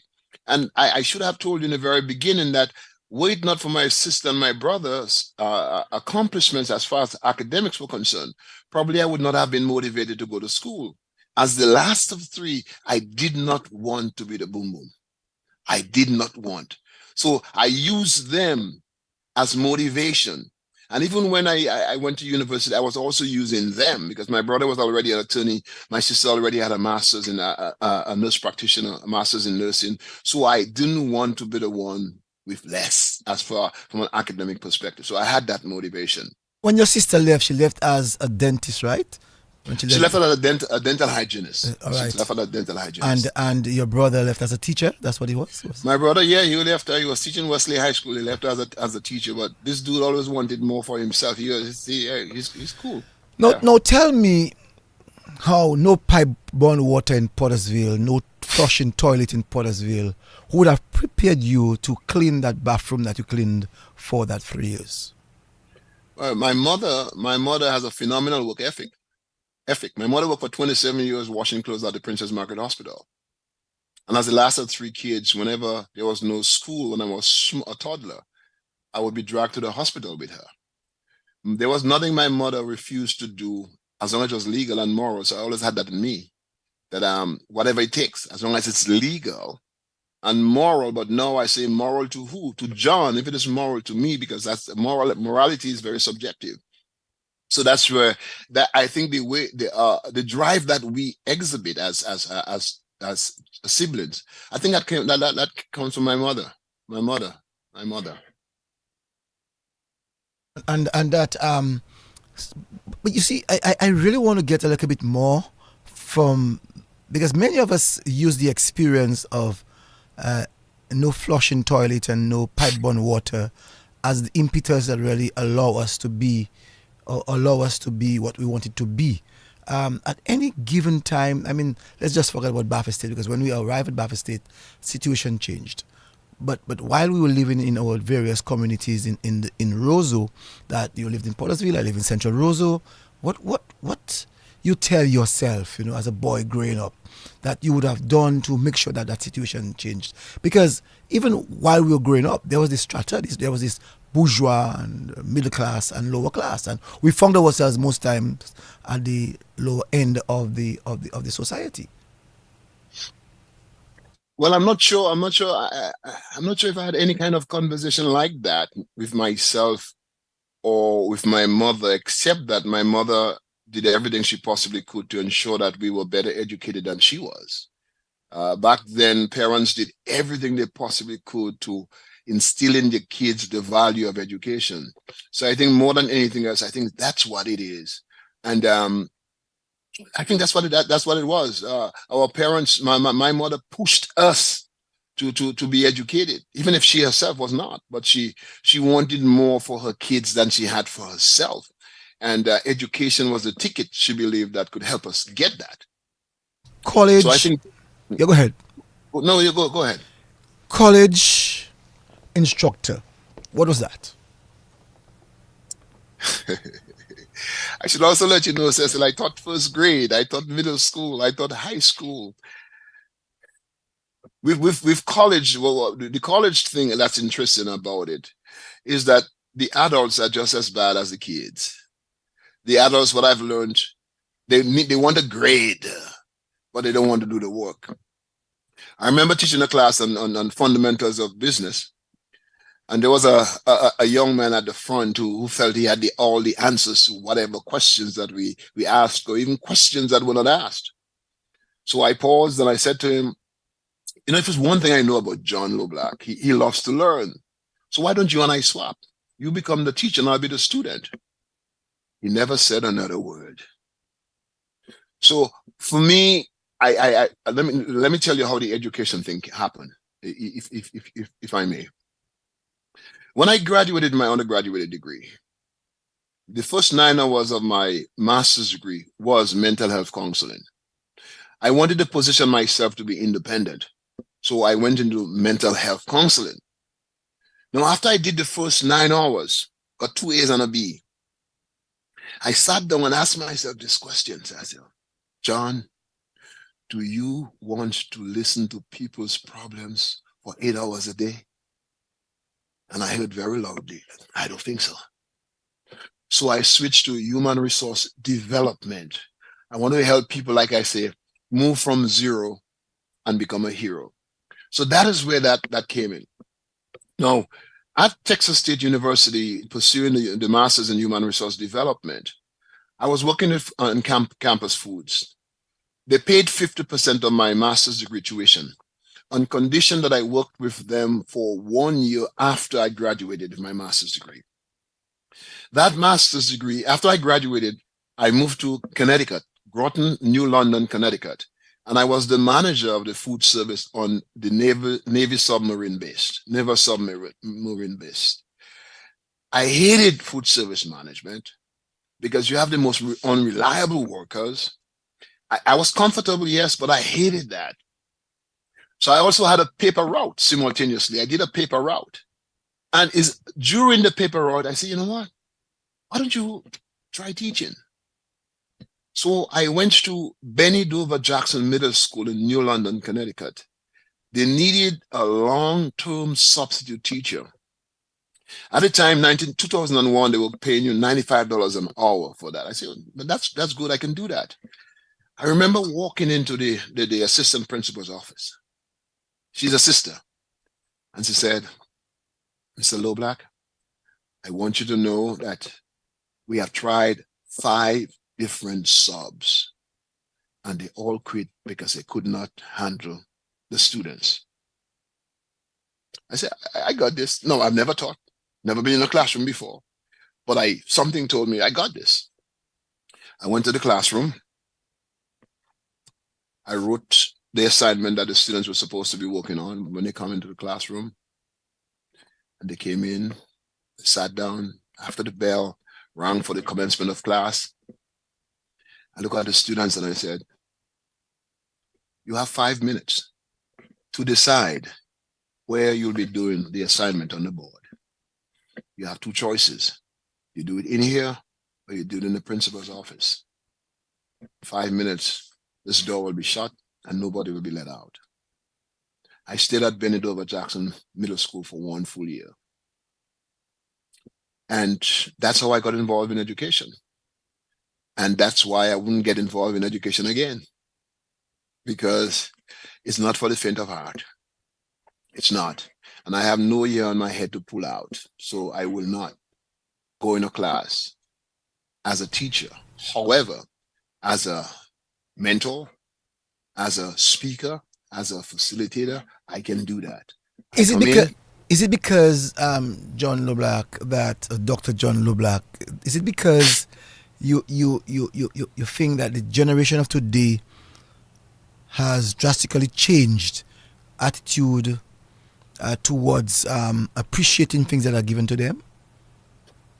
Well, I would love to say that the parents have let down their guard. And I know I'm making a sweep. I'm painting everything with a broad brush, and that's not something I love to do. But for purposes of our conversation, let's say today, I think if I were to compare, generations change, yes, but I do not think parents, for the most part, have that desire for their kids to be better than their parents were. We have devalued the word work. And we all of us coming from our hands outstretched to receive, not realizing that the more we give is the more we receive. And nothing that we experience, nothing that we enjoy was created overnight. It took a lot of work. We see the finished product, but none of us were able to see behind the scenes what went into it, the frustrations that went into creating, into producing whatever we enjoy today. So I think we have devalued work. We want everything without having to give anything. And I think that's the challenge. And I think that's a challenge. If we approach education as a community thing, if I can use that word, which stand a better chance of resuscitating, revitalizing, rejuvenating the enthusiasm that teachers once had. I think a lot of teachers just going through the process. For example, in a number of school districts in this country, they have de-emphasized homework because kids no longer do homework. And once upon a time, homework was seen as a vehicle that was used to re-emphasize, to concretize the learning that took place in the classroom. But that is no longer emphasized as we once were. And the support is too politicized these days. Teachers do not have the flexibility that they once had to lead their class in the ways that they feel that they could get the best from the students. So yeah, teachers' hands are tied. And I don't like my hands tied. To hold the two backs, the constant attitude of not wanting to learn in school prepared you for that type of environment. At any given time, did you ever remember the two backs and the fights that you'd have had at school? Well, fights, I only had one fight in my life. I'm not counting all the fights I had with my brother. Those don't count. But outside that, I only had one fight, and it was Robert James Armstrong. You know Armstrong, the organist? Yeah, you know Armstrong? Yeah, the musician, yeah. Yeah, Armstrong good body. He caught me with a glass bottle, man. He caught me with a glass bottle because we were playing football where they have the basketball the forecourt in Windsor Park. We were playing football there. And it was just raining, and I tackled him, and he got mad. And we started tossing, and I went for a big stone because he was on the ground. I went for a big stone to drop on him. And he caught me with a glass bottle under my hand, and he ran, man. That's the only fight I had. When I was making two back, it wasn't so much not wanting to learn. It was being bullied, being picked on. I didn't want that kind of environment. So that is what I was running away from more than anything else. You don't think the children of today can say the same thing, that they are running away from people like yourself, who want to dictate to them in classroom setting as to how to live life? Well, the sad testimony is, and if I can use myself as an example, I'm the last person that would ever dictate to anybody how to live their life.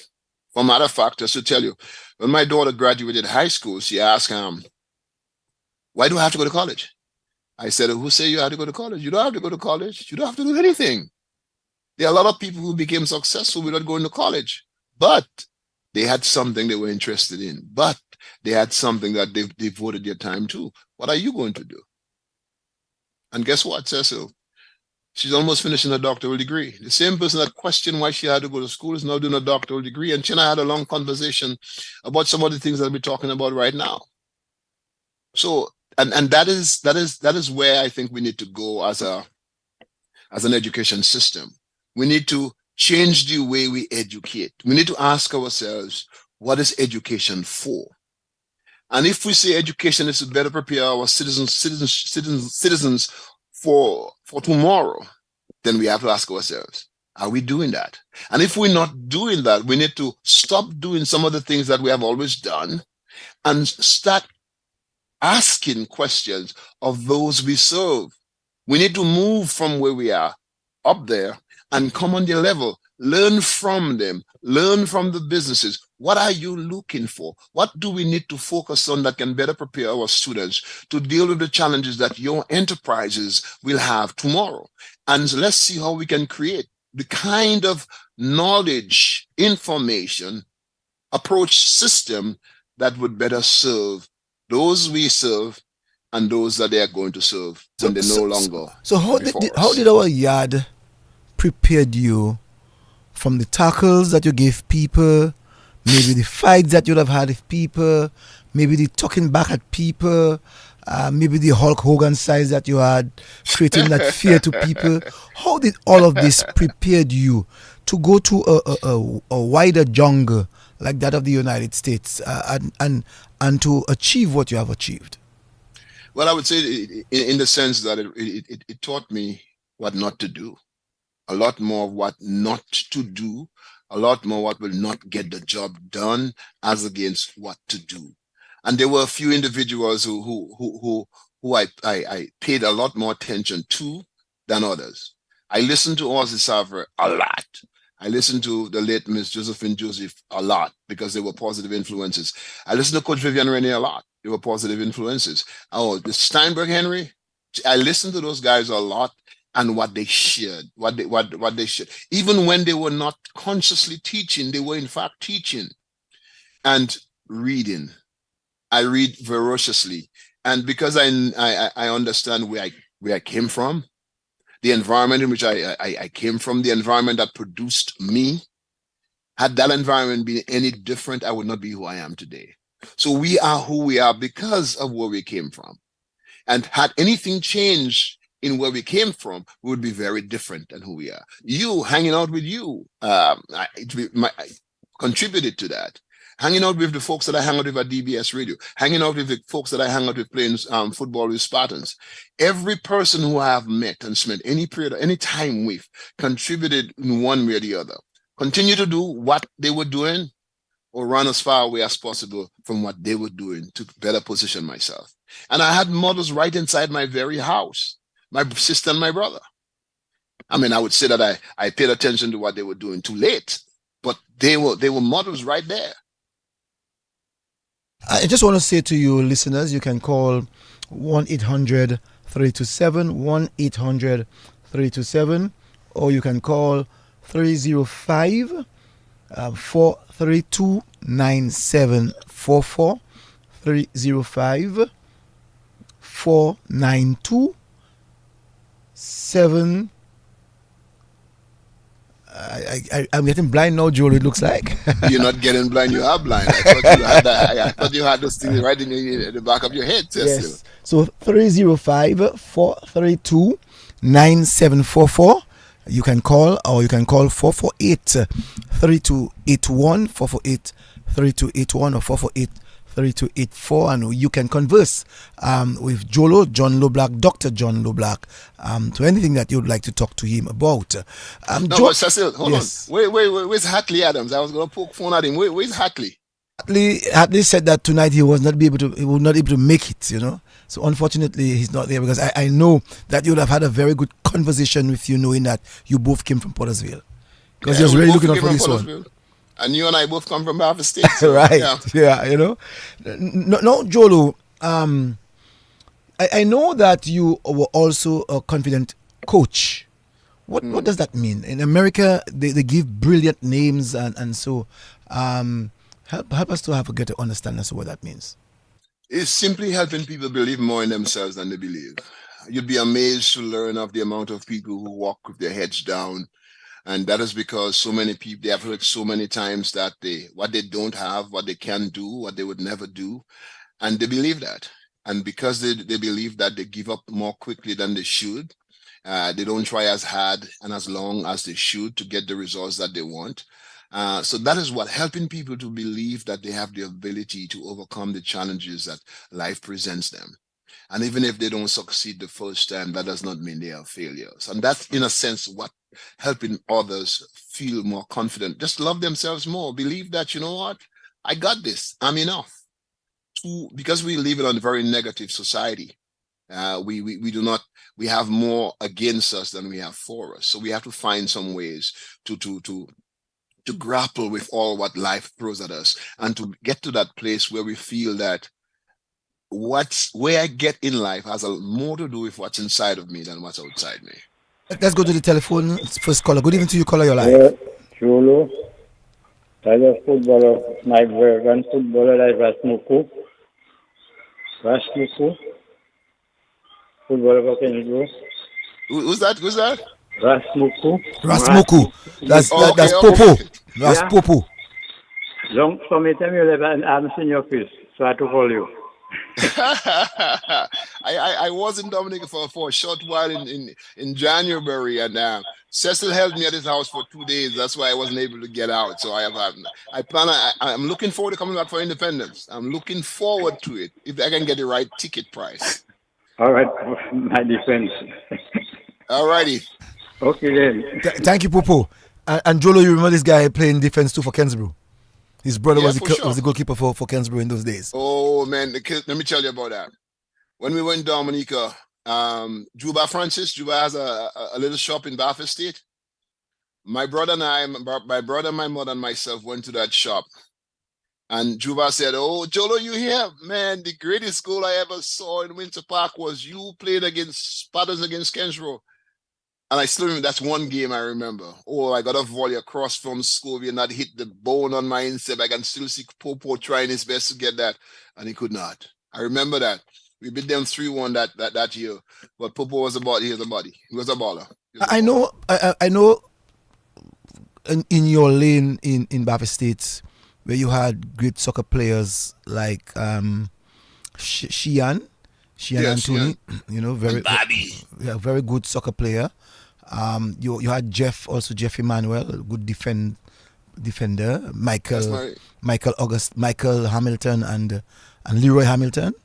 Well, they were not in my lane. They were on the other side, but the back would have been facing you. To tell me a little bit about, although we have gone to the international, but I want to come back home and to get a little bit more of Bath Estate, because we did not talk quite a lot about Bath Estate. I know people like Snapper is listening, and tell us a little bit more about Bath Estate.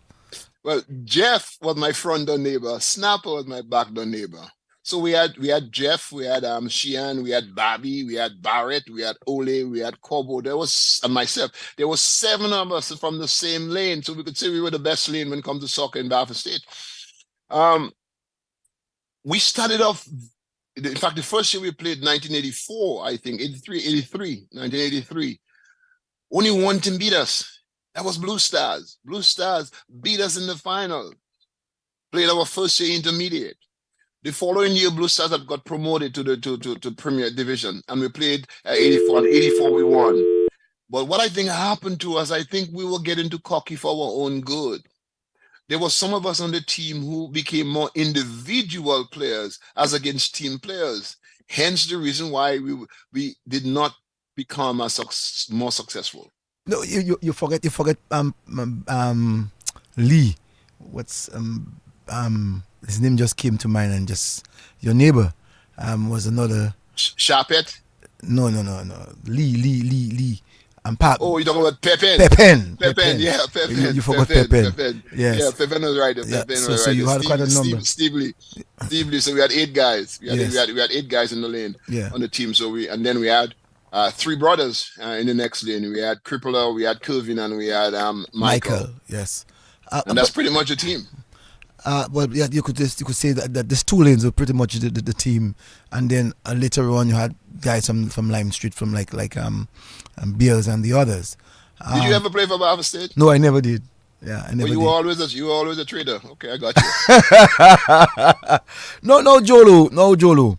Let us think a bit about the two communities, Bafa State, Pottersville. Which of the two would have given you the blessings of life? Well, there were two different periods in my life. Pottersville laid the foundation. Bafa State built the first story of the house. So the foundation, which is supposed to be the strongest part of the house, was laid in Pottersville. So that is, I give Pottersville a lot of credit for that. In fact, yesterday, my sister, brother, I was at my sister's house where my mother is at, and my brother, we were talking about those about Lakou and Lakou Way, and that shortcut and shortcut and all those things. So Pottersville, the formative years were Pottersville. I have to give Pottersville. Pottersville got me as hard as I possibly could with all the negativity that was around me. But we had a lot of good times. We played a lot of sports, cricket. I think General Natty was a very good middle order batsman.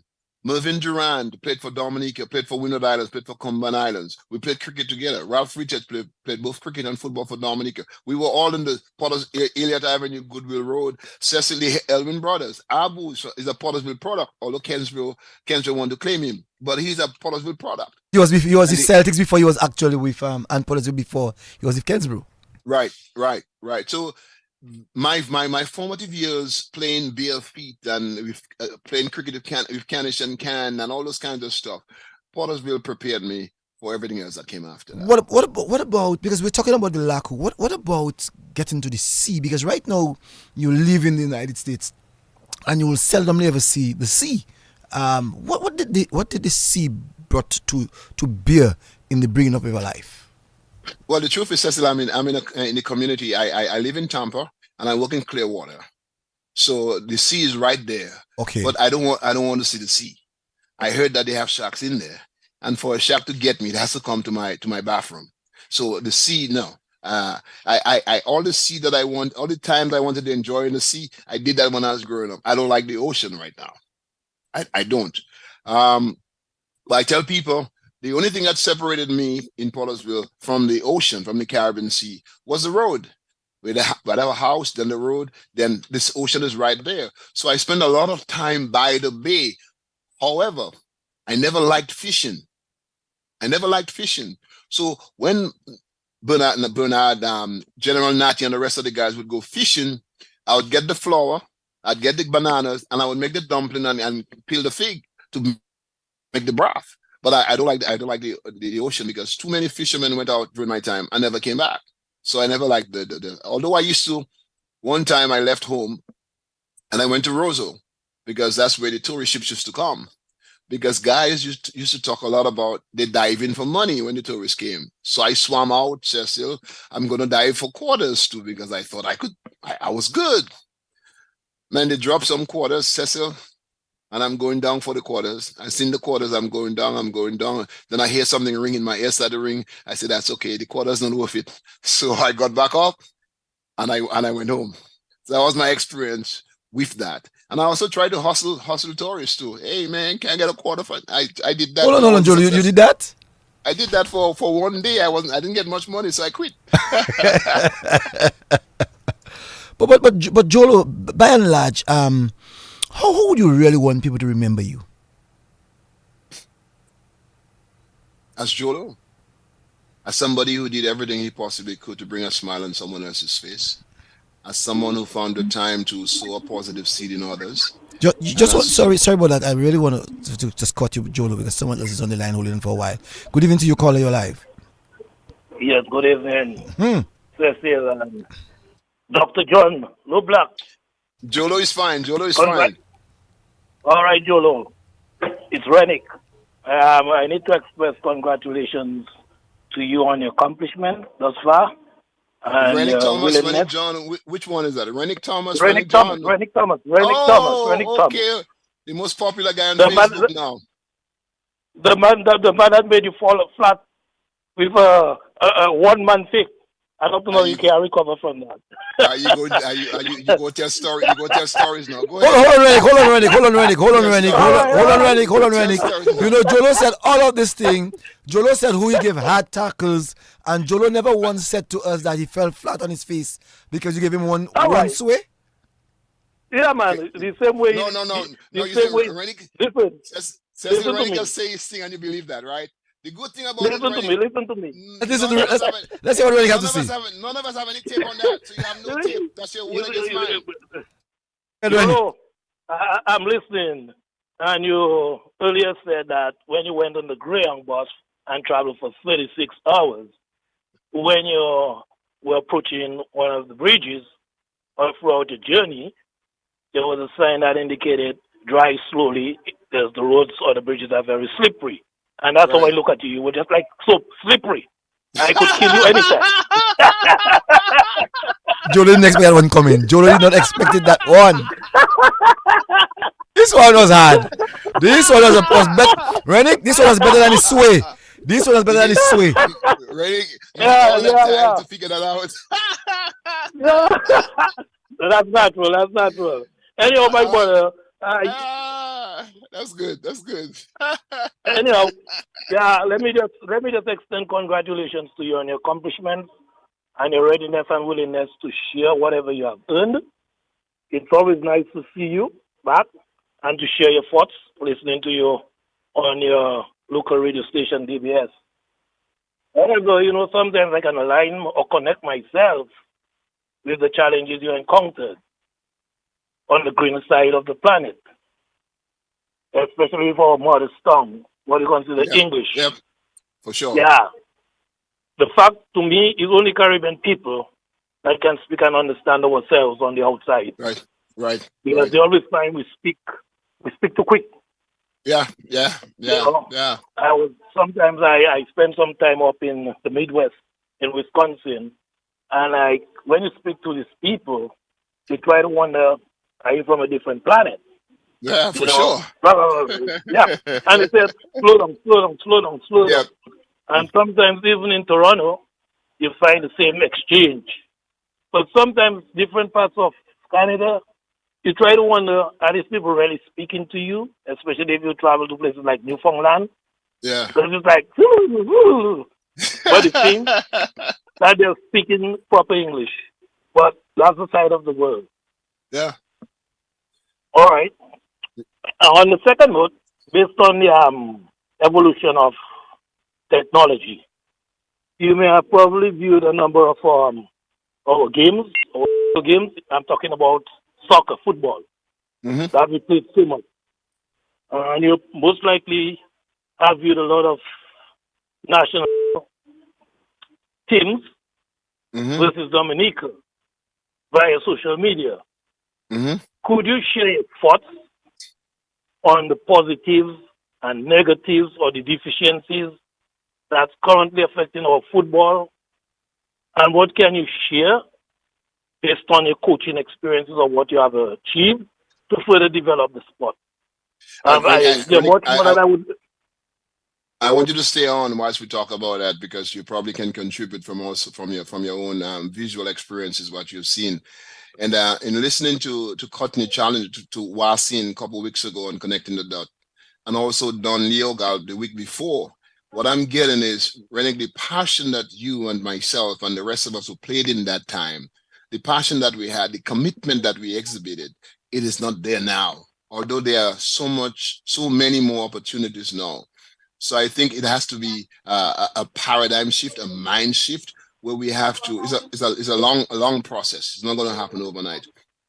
So if we can get the kind of investment from a monetary perspective, where we'll have individuals who will be inserted in the different communities where football, in particular, is hot, and work with the players from maybe a sports division perspective, developing the mindset, because you know as well as I do that 90% of this stuff is attitude, and the wanting it, the attitude. So let me hear what you have to say on what I shared. No, you're to the point, because I've already iterated and emphasized the point, but there's only one point you may have skipped, is the administration, the administrative section. I think leadership, in positions of leadership, you have to be able to be exemplary. You have to lead. You know, it's just not saying, I am in charge. Being in For a sure. position doesn't say necessarily that you're right in what you're doing. And I've always encountered or have probably a little dialogue with those guys and brought it to the attention that our football today is at its lowest ebb. Yep. And we need Yep. some serious administrators, people who have the knowledge base, people who have the experience, people who have the passion to serve, not to earn, but to serve, and get our football from the mainstream side, get it back to the grassroots. We used to play things like dribbling to score. That's where the fundamentals, you know, it's lying there. It's like the seabed. You know, we can never see the seabed, but that's the richness of the sea. And if we cannot get that richness from the schools, the primary schools, and try to nurture the natural talent that exists in our societies and our communities, then there is no further development. How can guys start playing football at 15 years? They just started I don't want to be biased or, you know, judgmental, but when you start playing football late at 12, 15, bro, you lack a lot. You know, compared to children that start learning from 6, Yeah. 7, 8, early days in Winter Park. Yeah. No, you find guys football is out, so we just go on a savannah and we just figure we're playing football. But the basic deficiency is the fundamentals, brother. We don't have that in our sport. Yeah, so we need it was amazing that a friend of mine told me he went Dominica and he went to what was Abu was telling me that. And he went to what was a big time soccer game at Pottersville Savannah. And at halftime he saw everybody leaving. And he said, "What's going on? Is the game over?" He said, "No, there's a big time NBA game on TV. Everybody's leaving to go see NBA. Are you kidding me?" So maybe if we can get all the stakeholders from the schools and start having conversations of how we can develop a national football strategic plan. If we can do that and start doing what you say, because 12 years is late. I'm in America now and you in Canada. Them folks have coaches from the time they drop out of their mother's womb. So we're behind the eight ball. We're behind the 8 ball. But if we have a plan and we take our egos out of the way and try to do it in the national interest, let's say it's 10 years, we can see it, we can measure the progression as we move along. But we have to have that kind of investment that, yes, you 100% sure, right. We have to start at the very bottom. And one where we can do that, I think, is to bring all parties together. Let's start having conversations, not about who is right, but let us find the best way we can move forward to get us from the doldrums where we're supposed to be better than we were. We're not supposed to be worse. Long time.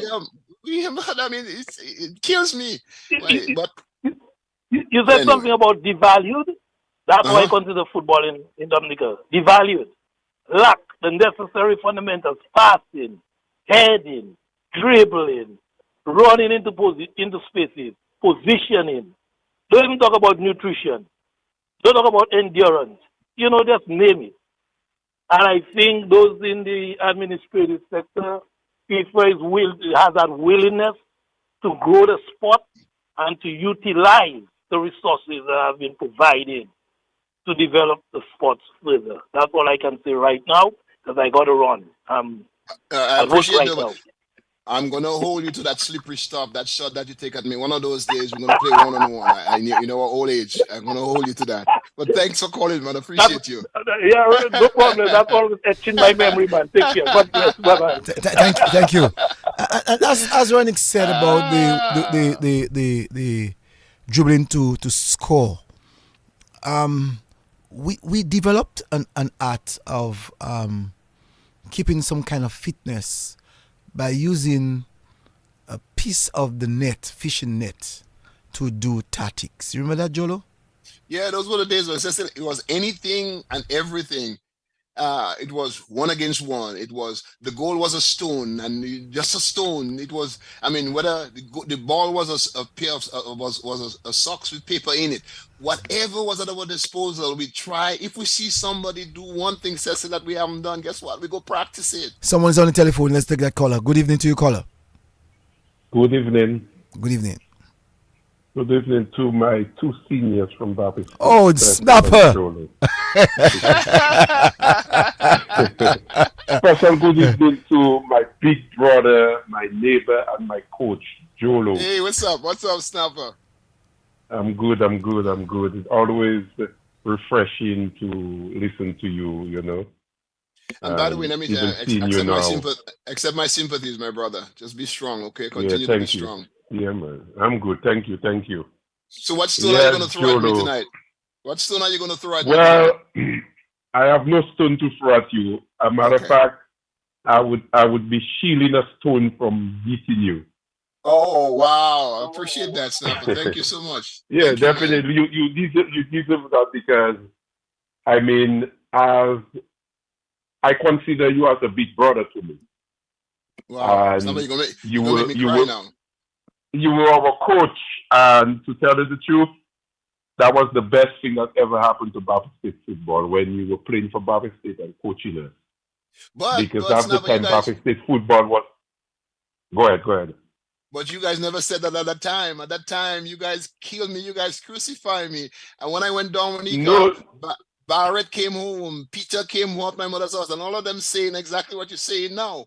So age brings wisdom. I appreciate that. Yeah, you have to understand. We grew up in an environment because you spoke about it. We more here down than up east. That's the environment we grew up in, and we were kind of ignorant in the sense we didn't know how to show people appreciation in the environment we grew up. It was like the soft and whatever, but now we all grow up and we could. But I used to think of you that way all the time. I don't know about the other guys.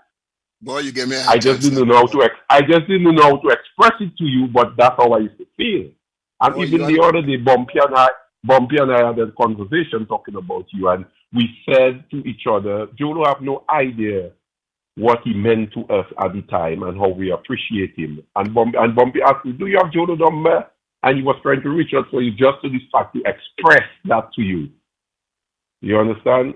And when you left Baptist State and you migrate, Baptist State football went down the drain, and I always missed you. That's why I always try reaching out to you, because so now I get the opportunity to tell you directly. I really appreciate what you did for us in Baptist. And a lot of things that you may not know that it stayed in my mind, life lesson. You understand? So you were a mentor to us in Baptist State, to tell you the honest truth. And I really appreciate it. Thank you. All right. I mean, so many things I could say, but I will go on for too long. But all I could say is thanks for everything, and I really admire you in all ways, and to the level that you are now. I really appreciate it. I mean, a lot of times I listen to your interview, I cried, I get emotional over your achievement and remembering how we came from the same background, Portersville to Baptist State, so we always came from the same background. So, we came from the same background, but so just wanted to thank you. You're welcome. We need to organize a reunion somehow. We need to get that together. We need to start setting the ball in motion. We need to get definitely. Too many of us out here. We need to, but I appreciate that, Snapper. I wasn't expecting that. Yeah, you're most welcome. Yeah, thanks, man, Snapper. Yeah. Okay, I listen in. All right. Okay, yes. Have a good night. Yeah, but you see, Jolo, what you may not have understood, even when you coached the Baptist State team and you taught them formation. I mean, I never found myself playing for Baptist State, but I would have always find myself training with the Baptist State team. And I knew the team, Cecil, so that's okay. And the formation that you taught the guys at the time, I mean, it is long. For me, it is a long. How would I put it? It's not a journey, It will forever remain in their lives because it is not just for football that you taught them that journey understanding what a soccer game was like and why you should win it. But when you look at the things that you would have taught us and taught the guys at Baptist State while being a coach, because I say us because you also coach us in Spartans. And when we look at the results of many of us, I mean, in terms of our success outside of the football game, some of what you would have taught us, even if we consider you to be a tyrant to the game, that you meant well. I don't know what to say, Cecil. No, but you were a tyrant. Let's be honest, at the time. We consider you as a tyrant. I led the only way I knew how. And if I were to lead today, my whole approach is more inclusive of the people I lead with. Then it was my way or the highway, but apparently something stuck. But the more exposure you get to leadership and whatever or the phenomenon that you concepts you're working with, you have a choice. You can either adapt, and use what you feel is most necessary. Hence the reason why I tell leaders, do not adopt one style. Be a leader and be as situational as you possibly can be. But I'd be lying if I say to you, what Snapper shared with me was what I expected. But that's what I got when I went home, when Barrett, Peter, and some other guys came to the house, and they shared with my brother what Snapper just shared. So, wow. One else on the line. Good evening to you, caller. Your live. Hello, good evening. Good evening. Speak a bit louder, please. Yeah, good evening. Good evening to Cecil and good evening to John Loblack. Jolo. Good evening. Yeah, I call in also from Baptist State area. I probably wasn't one of the famous Baptist State footballer, but I happened to play some games, a few games for the Baptist State team. And really, I really did appreciate the Baptist State team before, because basically the team of Baptist State actually came from Baptist State. Later, we had players like John Henry who joined, and I think some other players joined. But the team really came from Baptist State. And Jolo was mentioning the two lanes was basically the backbone of the team. And then we had a few other players came from different areas. But Baptist State was one of the strongest teams in those days. Today we have a team and you hardly find a player from Baptist State on that team. And you're talking about the days when there was no formal administration of football. You're talking about the days when there was no FIFA, there was no football house. It was definitely just a personal love for the game. And maybe we could say, though, maybe there was no, I don't want to say that there was nothing else to do, but football was the love of every young boy. Life on the road. Even if you cannot play, you would have gone to see the game. And you would have on the street, small goal on the street, you would play tapping, you would play heading, yes. All kind of different heading with win ball. With win ball, yeah. And tapping and one-on-one, and every afternoon you would see some football or cricket going on in Baptist State. Today you walk on the street and you cannot see that. So I listened to Rennie Thomas trying to ask, how can we bring that back? But it has to be a personal love for the game by individuals. And I am not sure if putting an administration in place, a proper administration, is going to help. It might kick off something, but every individual needs to come back and love the game. Hold on a while. Jolo, at the time, wasn't Jeff Scotland the president of the Football Association during all of that period? Jeff Scotland was the president of the Dominican Football for a long time. For a long time. Yes. For a long time, yes. And he was replaced by PJ. Yeah, it was a president, but it's not no really formal thing like now. You have elections now, and you have different teams forming elections. I'm coming together to go against another team. There was no team like that. No. There were individuals. So if Cecil or if Jolo decided that they want to go up for opposition, then these were the people we see. But today you have guys coming together and saying, well, we have teams like as if it is political election.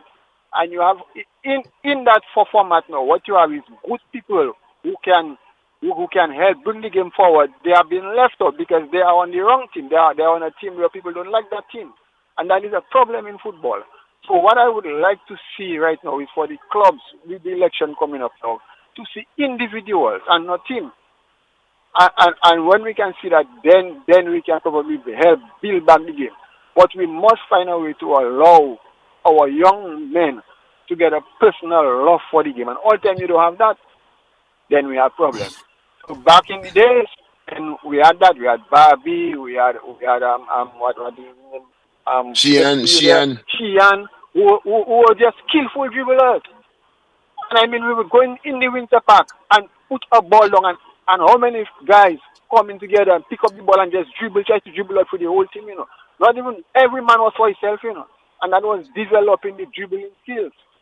And today, I don't know what we have. You're looking at a forward man now, you cannot find a proper striker.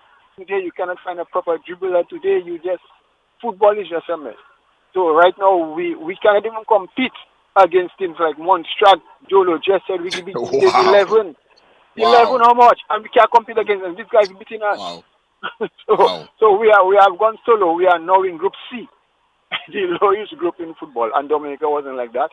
We were right up there playing Trinidad and beating Trinidad and Barbados and Suriname and all those things. Now we can't beat nobody.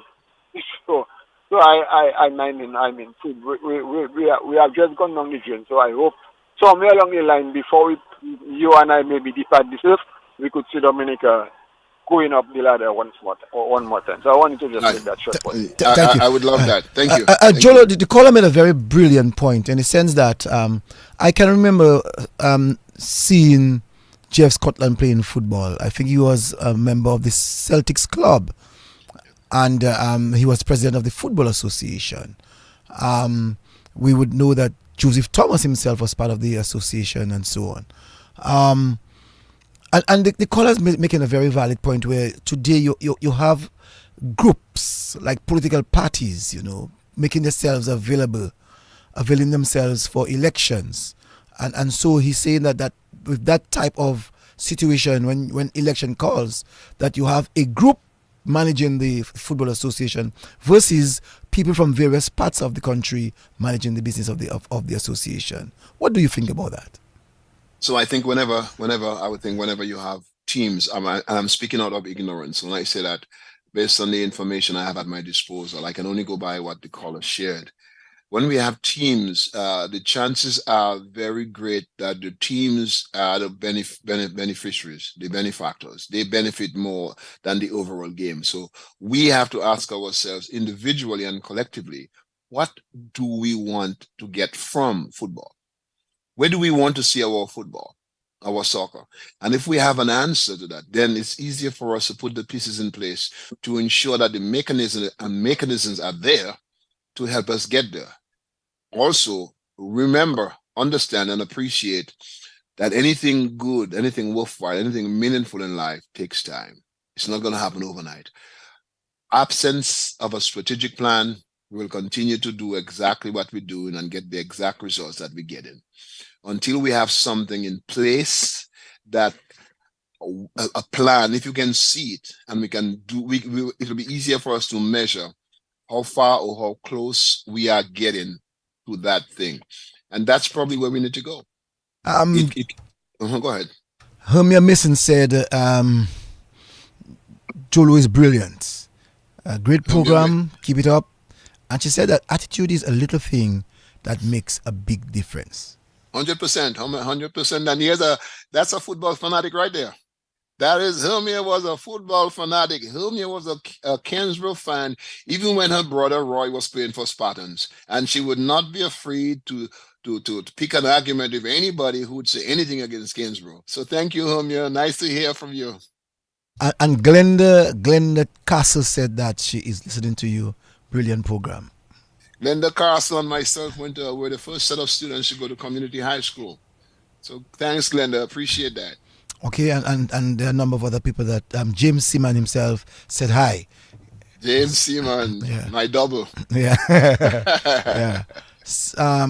But Jolo, when we look at our present environment and sports, in our time growing up, we had in Pottersville, Savannah, in Roseau, we had the Windsor Park, and also the grammar school grounds. In Newtown, they had the Harlem Savannah. That's basically it, and a few little cubes in Fonkole and other parts, but you still got some very good soccer players. One of the guys, he played as defense for Spartans, that is Juliana from Fonkole. Baba Spoon, Austin Juliana. Spoon, right. Well, let me give Baba Spoon some Pottersville first. Let me claim him. He was from Pottersville first, and then he moved to Fonkole or the other way. But he spent a lot of time in Pottersville on Stever Street, for matter of fact. Stever Street, that was just Potter Street. He was on Potter Street, same street with the Hayden with where the Hayden Thomas lived. Hayden Thomas, Charles Thomas, Kelvin Thomas, and those lived. So let me claim him. He and I played together. I remember, man, Baba Spoon and myself, we used to play all kinds of games. We used to play in-step, the freeze and those things. Baba Spoon and I were playing a game in-step. So anytime you have access to the person's buttocks, you would give them a good in-step kick. I remember Baba Spoon crouching over where on a veranda, downstairs veranda, and I had a PowerPoint soccer shoes on my foot, and he didn't see me coming. I didn't hit him in step. I'm so sorry, Baba Spoon, for saying that. I hit him a toe punch in the middle of his butt, and he cried like a baby, and he asked me to uncut. You know how to say uncut? He no longer playing that game because I was unfair. I didn't hit him in step. The soccer shoes I had in my foot was called PowerPoint, and it had a point. You remember PowerPoint shoes? 2 point. What is it? 2 point? 2 point. Yeah, man. I hit Baba Spoon and Baba. Sorry, Baba Spoon. I couldn't help it. That was one of my mischievous days back in Pottersville. And Glenda also said, congratulations, Dr. Loblack. I am very proud of your achievement. I remember the days at Community High School. Well, I'm glad that's all she said. I'm glad she didn't say, well, are you become a doctor? How did you do that? But yeah, Glenda was good pips. Very, very quiet, very, very quiet young lady. So I appreciate that, Glenda. I remember her. No, I want to at least highlight some of the young men that you would have played with in Bafi State. We did mention the names earlier on, like Bobby, that's the brother of Pat Aaron. What Antonio was his? What Aaron was his name again? Pat Aaron. No, what Aaron was Bobby's. Curtis Aaron. Curtis Aaron, Michael Hamilton. Michael Hamilton, he's in Arizona and he's married to Curtis Aaron's sister. Curtis Aaron's sister, which is the sister of Pat Aaron. Right. And also Kervin Linton is in California. Kervin Linton, there's a name we used to call him? I don't know. I know Crippler Speedy. I don't know how you used to call Kervin, but he was very quick. Was Kervin not shot man? Was quick. He was quick, man. He was a bullet. Mm-hmm. And Cuckoo, my buddy Marcus. Yes. Marcus, I forget his last. Marcus Norris. He's in Philadelphia. No. Tell us about those guys, because Bavi State for us was a yard. We did things together. We went to places together. We looked out for each other. Tell me a little bit about that group of guys who actually played soccer, because there were various group of guys, but most times you find that the subset of guys playing football, cricket, linemen were almost the guys together. Tell me something about those guys in growing up. Well, we have to give all thanks to Michael and Crippler, Leroy and Michael Hamilton, because they're sharp. What about James P? James was in St. Martin. He never really played with us. He was in St. Martin at the time for most of the time. But their spot was the hangout spot. When, at any given point in time, you will find 2, 3, 4, 5 guys in that spot at Michael's, at Michael and Crippler's place. When they were not there, we were outside in the front, either playing dominoes under the light or talking crap, especially after a game. But we would live together. We would go to the park together. We did a lot of stuff together, and I think that helped a lot. So credit to Michael and Crippler for giving us access to their house. Their house, you could say, was like a clubhouse. Mr. Aaron and Mrs. Aaron, Bobby's parents, were very, very, very supportive. Barrett's mother, Vincia, they live opposite each other. They were fantastic. We had Corbo. We had Francis Ole, who was in Miami, very instrumental. You had my buddy Bumpy. Bumpy was I mean that was my boy, and we had Sheehan, Jeff, we had all those guys. But even if we argued sometimes when we messed up on the field of play, it was coming from a good place, so it never lasted for more than just this moment. I think that helped us more than anything else because we were living in the community, and man, the community supported us. I cannot end this program without giving all thanks to Hayford Laffo. Hayford Laffo was very instrumental too. Oh yes, how could we forget Hayford and the work that he did? The first set of jerseys that we played with was sponsored by Totes. You must give Emmanuel Guy a lot of credit too. So those guys, although they seem to have been behind the scenes, but were it not for their influence, probably would not have produced the kind of caliber of players that we produced. And also, I must give thanks to my man Refuse over there in Arkansas. And Ole. Ole in Miami for sure, yes. So those guys, I mean, they really played a part in the Lakou of Baffin State and to really help it to be what it was. But at the same time, Jolo, Baffin State did not go unscarred. We still had some boys and some people that did not keep to the drill. But it's like everything else. It's like everything else in every family. There's this family member who, for whatever reason, dances to his own heartbeat, and that's okay, as long as the team, the family, the unit does its due diligence. Sometimes you do not need to ostracize. You don't need to excommunicate. Sometimes you need to wrap your arms around them. And the older I get, the more informed I am, the more I understand that sometimes what they need is just to wrap your hearts, your minds, and your bodies. Let's go back to the telephone. Good evening to you, caller. Yes, it's me again. The fact that we're talking about Baffin State football, I think I play a major part in the development of Baffin State football, meaning that to keep Baffin State football alive, because I was the one, even before I make the senior team, used to get up every morning and call guys to go and train. I was the first guy. I would start call Sheehan first, and then Sheehan would call me, and Sheehan would go all around and call every guy to get up every morning to go and train, even before I make the team. And Jolo, can you remember the first time we beat St. Joe? We had a meeting because Baffin State always used to have the meeting before the game, and the meeting was held at Ole's house. I was young, I wasn't on the team, but I always loved Baffin State football, so I always used to be part of it. So I remember it had a meeting at Ole's house. I said, Jolo, for Baffin State to beat St. Joe, you have to put Bobby and Sheehan up front because we don't have enough skilled players, dribblers at the front. And you, Jolo, told me to get off the meeting. But I don't know if I get off the meeting, and I don't know if you went home and think of it, and you did the exact thing I request. And from that next game, Baffin State beat St. Joe 5-0 or something like that. And from there, Sheehan make it as a forward man, and Bobby was a midfielder because Sheehan and Bobby was playing defense. And that was where Sheehan and Bobby born as strikers. So I have absolutely no recollection of that. I don't remember that. I'm messing with you. I remember. Yes,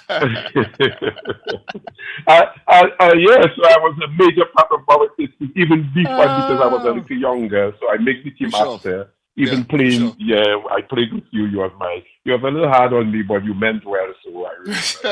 So now let me go back way in time. Let me go back way in time when I remember as a little boy coming to watch football with my mom in Windsor Park. Spartans was playing against Harlem, and I think they called a penalty on you, and your mother left the stand and walked on the field and sat down on the field and decided the game not going through. You remember that?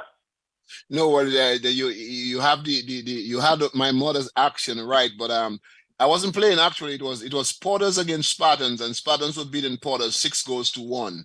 That's when it happened, and they called a penalty against Porters, and that's when that's what happened. I wasn't playing. I wasn't playing. Oh, you wasn't playing. Okay, but I remember when your mother walked on the field and sat down on the field.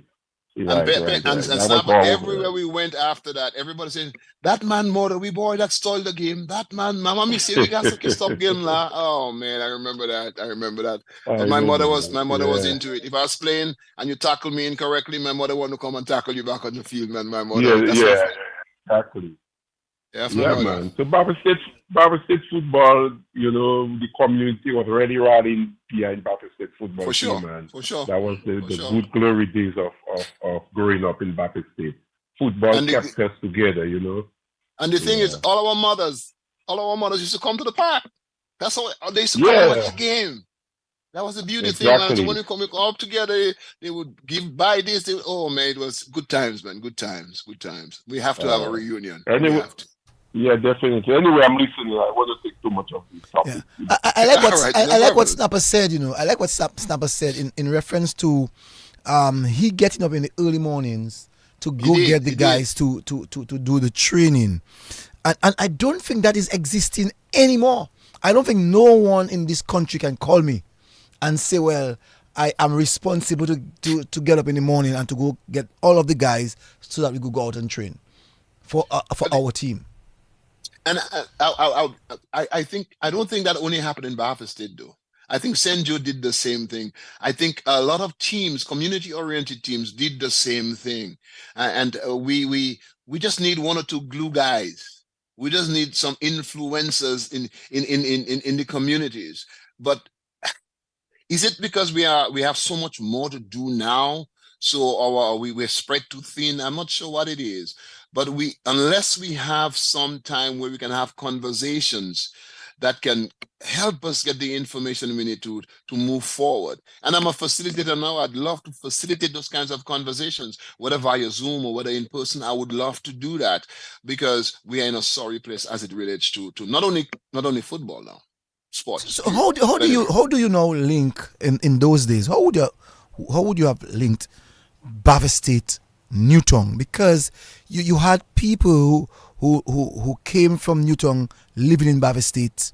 You had people who came from Pottersville living in Bafa State. How did we as communities linking ourselves together, ensuring that we remain as a community but being very rival to our former communities? Well, I can speak for myself. When I was living in Bafa State, because of the negativity I was surrounded with in Pottersville, and the distance that I had to travel to get back to Pottersville, and I just decided, well, this is it. Bafa State is it. This is where I am. And Snapper came from Pottersville. Sheehan right across me came from Pottersville. So there were quite a few of us who came from the same community. And then you had Michael and Crippler coming from Central Rosa and yourself. But over time, we started playing more. Football was the link. Football was what connected us. Michael was a very good midfielder for Kensborough.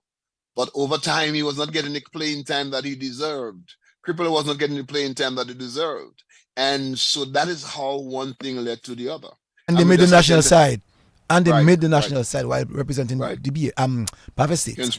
Right. Yeah. So that's what happened. Football was the link. Football was the thing that connected us. And Bobby and she and those they were younger and I was the older one. I think they listened to me. No, we call me names, but for the most part, there was a link. There was somebody who was not afraid of taking the brunt of the criticism, and that was me. We speak of football so much because that's what we created the link. But at the same time, we had a lot of softball, cricket. I'm sure you remember that. We had all kinds of stuff. We had a league. We had all kinds of. We had a rival. Although we were in the same community, but we had our own kind of rivalry between this lane and that lane. Yes. We had that. We had some of the pretty girls were in this area and the pretty girl, ugly girls. We had our own idiosyncrasies that contributed, if you will, to us becoming the kind of unified team that we were. And would you have remembered some of the guys who would have played the same soccer and the softball cricket for Bafa State or the lanes? Would you have remembered some of the guys? I know one person that come to my mind is Refuse. Refuse come to my mind. I think Refuse played both cricket, and Angus Benjamin played both. Carlty was a good off spinner. Carlty, may his soul rest in peace. Carlton Bernard. He played for Bath State too, football. But he was a very good basketball player. He also played cricket. He was a very good cricketer. Those are the names that I remember. Michael Hamilton himself was, and your brother, Michael Hamilton and your brother, Peter, opened. I'm not sure for Bath State. Yes. They opened. I played in that time with them. So I bat one down. He didn't do well. That's why I don't remember him.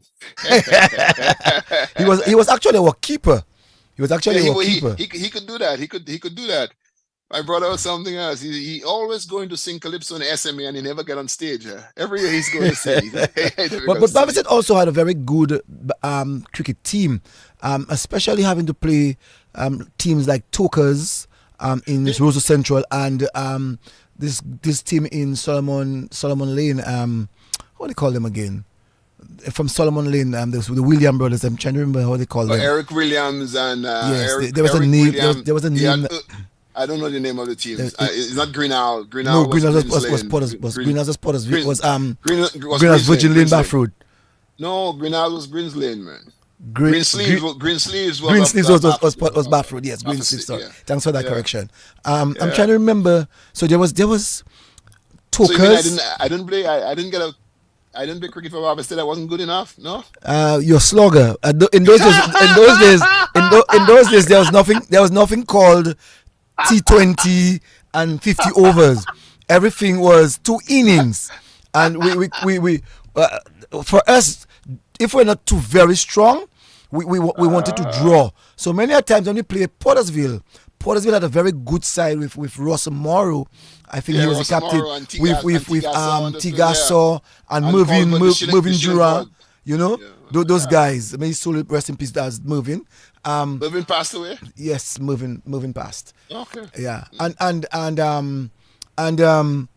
you know, for us it was important to draw, not necessarily winning, because we felt that Pottersville was a very strong team.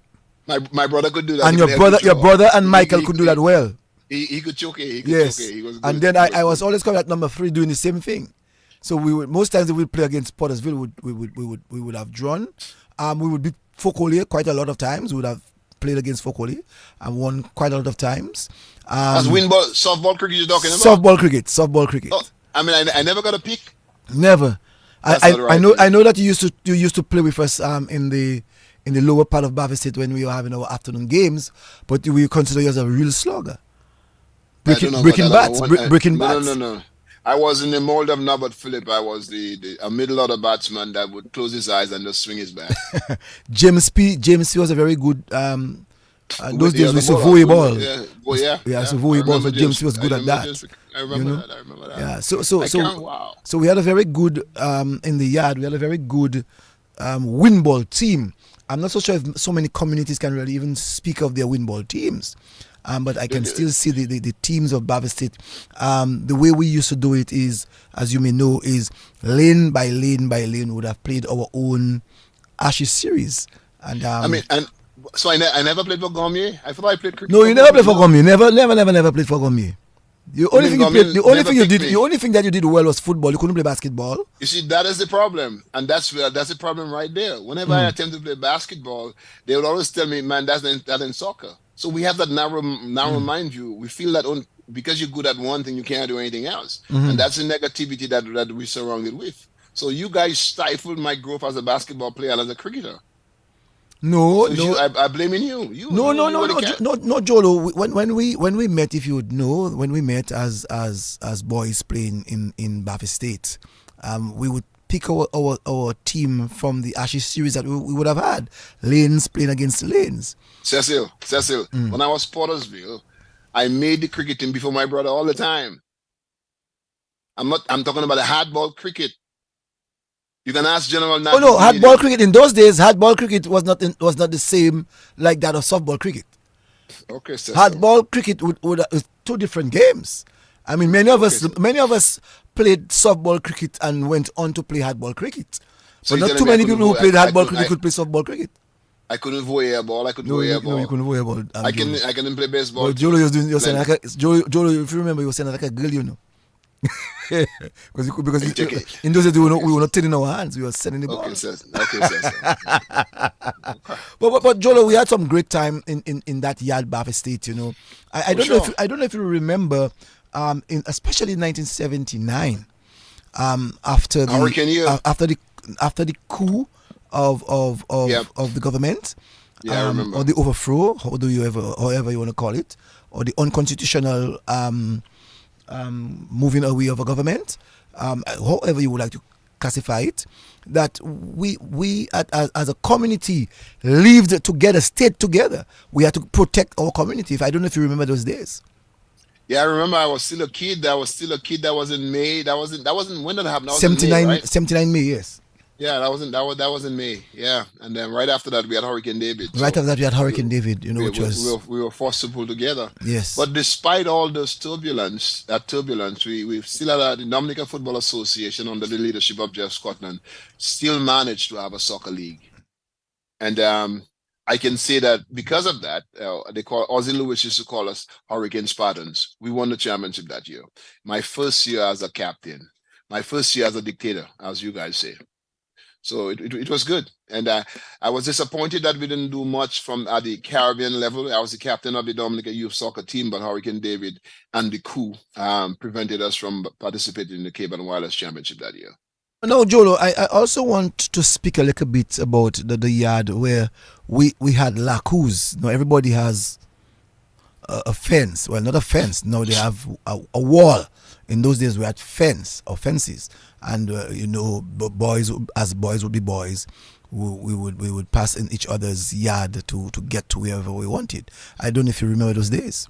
Well, in fact, yesterday, my brother, we were saying that, we could start in River Street and get all the way to Cox Street. In fact, all the way to Astafan, just passing in the yard. In the Lakou, we'd go through River Street, then we'd go through Pong, and from Pong, we'd pass by Bala, and then we're leaving on Cox Street, and boom, we had Astafans. And we could do the same thing throughout. That was our thing.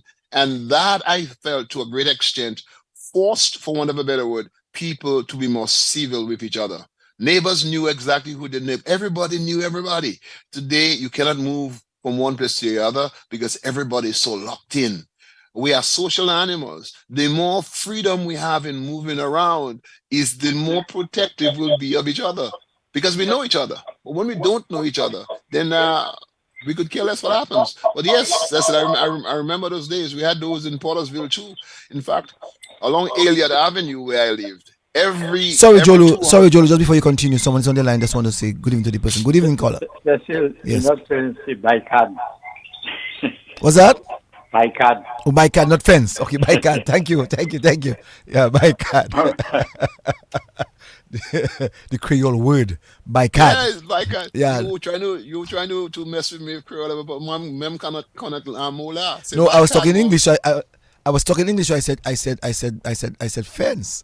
But yeah, you very seldom we call it fence. We always call it by card. Yeah. No, Jolo. I don't know if you would remember that at the Dominica Teachers Training College,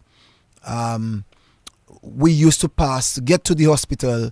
We used to pass that route to get onto Rose Street and then to the hospital. Yeah. Can you remember that? Yeah, I remember that. I mean, I used to pass there all the time, even before we were living in Bath State. Right below the Sikwi, there's a very good spot to swim. Mm-hmm. They were one of the best baths you could ever find at one time. It's still around. It's still around. Mm-hmm. Yeah, I remember that, but I don't think that you have a road there now. But right? no, you can't get to the Center Roma area, and I'm not sorry, the Goodwill area anymore. I don't think you can, because I tried one of these days about a month ago. About a month, 6 weeks ago, I came to the area. went to the area to find out a little bit about the area, and the place was blocked. Well, everybody barricading themselves, everybody blocking themselves out, because we don't trust each other anymore, and we fail to realize that maybe the building of all the barricade, the building of all the fences, may be an impetus to lack of trust. It could be. I'm not sure which one comes first, the chicken or the egg. But even those days in Bath State, Jolo, we would remember as a big Lakou that we could also most time we were not using main roads. We were actually using the yards of every neighbor, you know. And at that time, some of the elders would say, "Sauka pasi Lakou mwen pou, pasi Lakou mwen deja vet you," and the next day you passing again. The next day you passing again.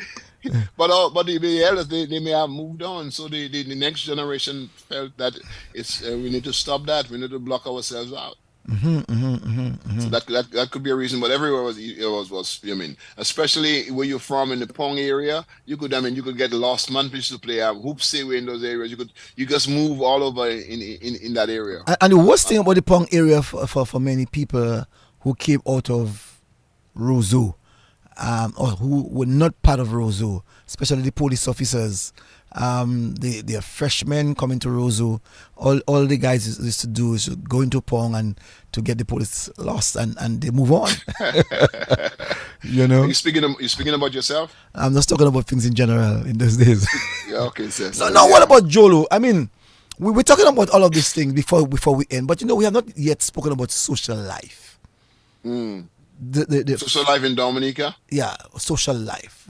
Going to parties, going to mob people's party, going to take people's bomb at their parties, Christmas time. We have not spoken about those things. Liming the girls.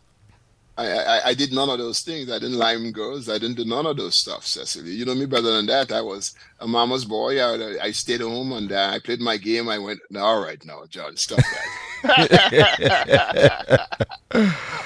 Up to today, Cecily, I still don't see myself as a big party guy. I remember though, in 1984, Cecil, I said I'd given my life to Christ. I was not taking part in carnival, none of that stuff. But 1985, I see this thing there, this thing not working. So I say I'm going to party for carnival for 84 and 85, Cecil. And I ended up on stage during the Calypso finals. I don't know how I got there, Cecil, but I ended up on stage. I remember I had my mother's hat on my head and I had a whistle and a steel-toe boots in my foot. And I was staying, and I was living at the time in the shack that Ole had at the back of his house. Cecil, I didn't take the key for the front door. I left it on the ledge. And when I came back home, I guess I had a drink or too many. I couldn't find the key. I don't know where the key was. So the steel-toe boots in my foot, it served a wonderful purpose. I broke the door open. I kicked that puppy down. I ended up sleeping on glass bottles. When Keith Cobo came here the next day, Keith said, "No, you didn't break that door, man. I think something happened there." I can't say that on air. He said, "I think something happened there." So I said, my head was hurting me so badly that morning. I went to the river, on the power. I soak. My head was still hurting me. When I went to work, DBS, I had to go to the principal's office. Miss Salmon called me. And she read, wasn't it for Tim Gerard, I've been fired. I made a public nuisance of DBS Radio. You mean you're that job? I was that wasted. But outside of that, I think I try to be as quiet as possible. I used to go to parties, but nobody would ever. If someone looking for a dancer, nobody would ever choose me. I was a prototypical rent-a-tile guy. I would stay on one tile and I would stay there for the rest of that. That's how I was. But Jolo. But I know you as a fella, when you go, especially when you would have gone to warehouse, you do. Hold on, this is a children program, right? This is a family program. The way that you'll be hustling the young ladies on the floor to dance. And I never did that. I have no recollection of me doing that. Mm-hmm. And by the way, you don't know who's listening to this, so you got to watch what you say.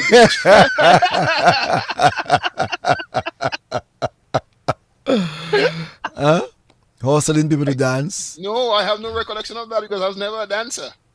I would go there and I'd rent a tile. I would take a move or two, and that's about it. Have peanut punch, my favorite drink, and I used to love to go to Simon. I love Simon Punch, and I love Simon's wings. I love that a lot. So every now and then I would go to warehouse. But even when I was working GIS, Brother me and them always say, "No, you ain't coming," because what I would do. We used to rotate Friday nights. We used to rotate. We'd play dominoes at one person's house, have some drinks, have some food, and play dominoes. And they always want to go out after. And I always tell them I'm coming, but they know if I get home, I'm not coming out. So they used to stop me from time to time from going home. So that's how sometimes I used to go out. But I was always, I think I was a undercover kind of guy, if you put it that way. Shy guy. Huh? A shy guy. Well, I'm still shy. I'm still that way. Ian Jackson is listening. He said that he played on the Jolo when Spartans won that cup. Yeah, I remember. Yeah. I tell Ian he did a good job a couple nights ago when he was talking to Gabby. I saw. So yeah, I watched Ian. Ian was a stickler. Ian would not be afraid to tell Jolo anything, and he did. He's still that way. When he didn't play as long as he feel he should. Oh Lord have mercy. And he and I went to school together. We went to grammar school together. We played for grammar school together. We were in the same class. I know that you loved the night box. I'm sorry, the warehouse. But night box was in Pottersville, your hometown.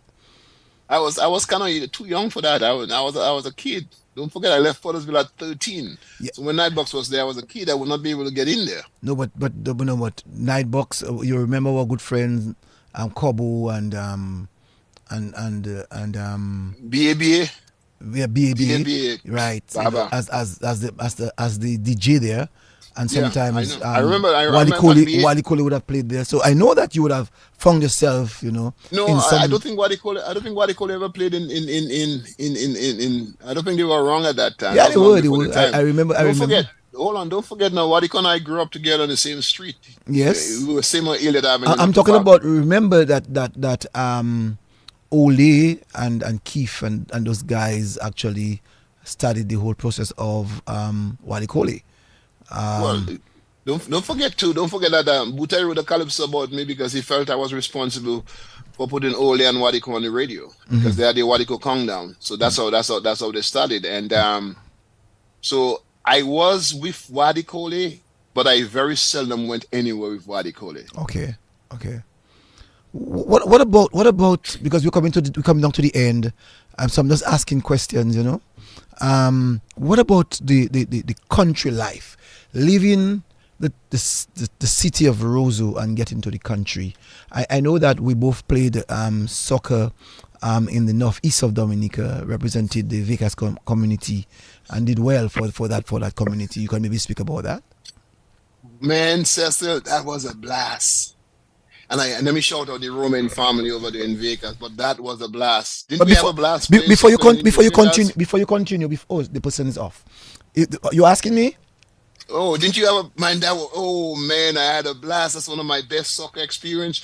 Just going in the out districts. I think I was working at the radio station at the time. Yes. So that was a draw. That brought people out, and I got to know so many more people because of that.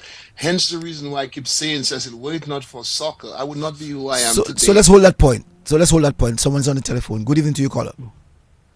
Yes, sir. Wagwan fellas. Fine. Hey, shy guy. How is the boy? Who am I speaking with? That's Jeff Charlie. Wagwan. Oh, Jeff. I'm good, Jeff. I hear you say you're a shy guy. It's like I have to call you shy guy now, right? So are you refuting that, Jeff? You don't know me to be a shy guy? No, sir. I wasn't in Bathurst. Maybe you are. Yeah, that's probably true. I wasn't in Bathurst with you or Pottersville, but I know you all the time because grammar school and thing. I was there, of course. Healy is my brother, so we was all the time. We know Jolo. I like to call you the original J-Lo. That's how I refer to you. Yeah. Okay, cool. I appreciate that. Original Jeff, J-Lo, yeah. Because come on, Jeff. In grammar school, all I did was play a little soccer and stay in my corner. I didn't do anything. I was very quiet. Well, that might well be true. I don't know, but I know I call you a great footballer. Yeah, go ahead. You were in Dupini, right? Yes, I was in Dupini with Coco and Mikey Deja and so on. That was a smart group, Cecil. That was a smart group. The guy were the brilliant guys who were on the cusp of achieving greatness as far as intellect was concerned. I was in Skinner. Nobody likes Skinner. Right. Skinner, we were struggling in everything. So all the time. Skinner had one pretty girl, but let's not go into that. Who's that? Because Healy would kill me. Let's leave that alone. Oh yeah. Look at it. You talk about Hillary and Jules? Right. Yeah, we talk about Hillary and Jules. Yeah, Hillary. Yeah, Hillary and Jules.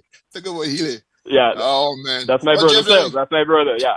Yeah, man. Those were good days, man. Grammar school was. Those were good days. Those were good days, man. I mean, when it's not like it used to be. It should be better, but unfortunately, it's not as it used to be, man. Not as it. So I like to think of. I'm in Iowa. I like to say in Pocasset, USA. I live in Pocasset, and Pocasset. Right in the junction there by the roundabout. I'm in the Midwest. Cool. In the Midwest. Yeah. I look afraid, no big thing, man. I look afraid, no big thing. Yeah, man. Yeah. You've been there for a while, right? I've been there, like 25 years, guys. Yeah. All right, so now that's nothing for you. That's nothing for you. Yeah. That's nothing. No big thing. When I came to America, I came to Boston. I went Boston, so that's cool too. That's cool too. Yeah. So that's no big thing. I custom now, guys. And let's see. So I custom. You playing any sport? And you playing soccer still? You exercising now? Well, I just started to exercise. I didn't do it for a long time, but I just started to exercise just there. So I wouldn't talk about that yet. But I remember okay. I don't play nothing, I just watching. No, man, you have to exercise, man. No, I don't play soccer anymore. Yeah. I don't play soccer anymore. I play tennis. I play more with my mouth than with my legs. I play tennis. Right. Yeah, but I know. I mean, I like to think of you as a great athlete. I mean, a great footballer. I mean, them man don't let you play your football. They let you play cricket, but I know you as a great athlete. I mean, I like to think of you like a Bo Jackson kind of guy, big, strong. I mean, you was holding this defense like a major. Yeah. Keep talking, man. I'm loving that. Keep going, Jeff. No, serious. I talk about you all the time. When I talk to my partner Alvin Jean-Pierre, that is Kenrick brother or Fly brother. Remember Fly used to be good. Yeah, I know Kenrick. Yeah. Right. I say, man, Jolo's a great footballer, man, Yeah. No, I mean, that's how I see you, I mean, you used to make grammar schools, just rock solid, on defense, so, if man like Healy and Irving or whoever, No, Healy could kick a ball now. Healy could kick a ball now. And run. That's right. Healy was a good athlete. That's a good athlete right there. Yes. That was a good athlete right there. He used to do, definitely. He used to do triple jump, no scandal. Yes. That's a good athlete right there. And he has the build. Healy was good. Serious dude too. Yeah, man. But I appreciate that, Jeff. Thank you, though. Yeah, no problem. I want so congratulations on all your accomplishments, my brother. I appreciate that. Of course, based on the stuff you faced, the headwinds you faced as you were coming through, that's even more impressive, because other man like me might have had maybe better, situation and thing, but you just overcome a lot of obstacles, so you're all right, bro. You're all right. Yeah, Jeff, put it that way. You were the smart kid. I was in the boom boom class, so I had to struggle more than you. You can say that. That's all right. I can't say I was a smart fellow like that, but I guess what you say. I was. No, you were. I used to look, and I was. Jeff, here's your true story. In pre-Cambridge, right? There was Tusha, there was Frankie John Baptist, there was Tommy Latouche, there was myself. Yeah. We were all in one row, Herbie Jack at the back row, Jeff. Mm-hmm. And here were grades in mathematics. The highest was 10 out of 100. And I got the highest 10. And I remember telling Peter Piper, either Peter or Colin Piper, Christopher Piper, because they made 95, 99. I say, you guys want to play for the school? Man, you guys going to do our homework, man. So I think they agreed they were doing the homework. One day, Alan Paul called me on the board I had the problem correct. He called me on the board to work it out. I'm not work what out. I don't know how to do that. And he said, Alan Paul said, you fellas just think because you're good at soccer, you can just walk away. Not in my class. I never did math after like that. AP boy. Never did math after that, man. Ooh, no, my sister and brother, they can do math, and I blame them. Because I was the last and they never helped me with math because they felt don't help you. Them man, Okay. Yes, sir. All I wanted to do was play soccer. Bro. So I appreciate you, Jeff. Thank you. Thank you. Hey, I appreciate you too, bro.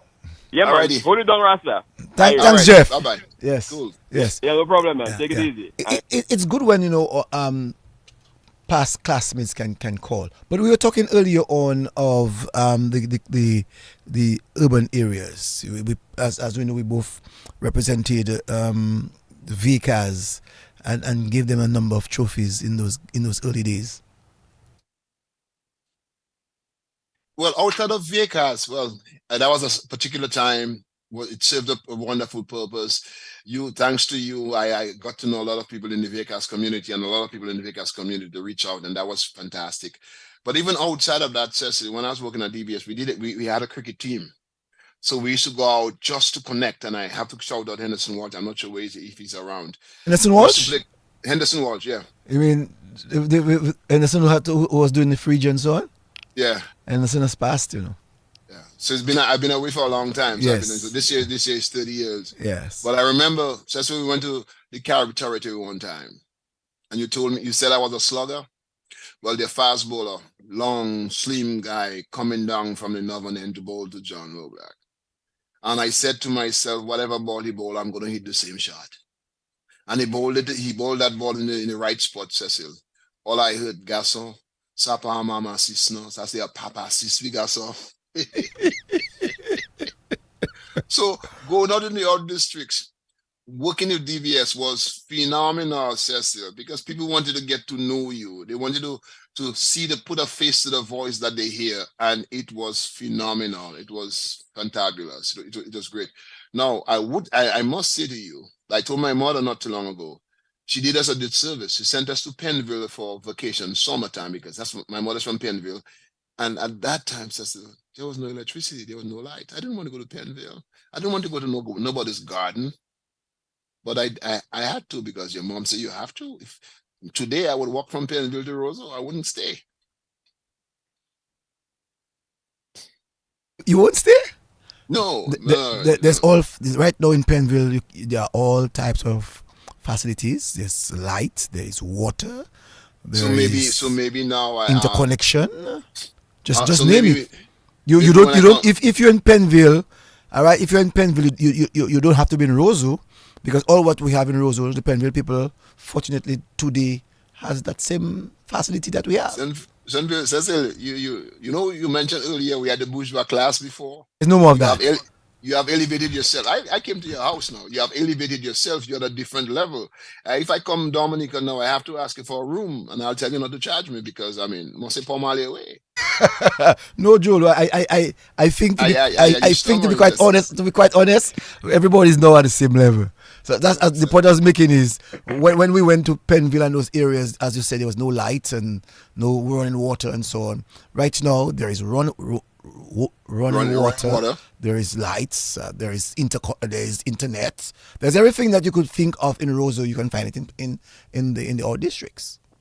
So I was told that I know my mother has some property over there, so I've always wanted a log cabin. So next time in Dominica, I must look into how I can build a log cabin. And makes it easier. You can now pass through Portsmouth and into Savon Pine. No, I'm not going to pass that. I'm not passing on the back roads. It's big. It's huge roads. It's huge. That's okay. But no, Jolo, you have not seen the roads.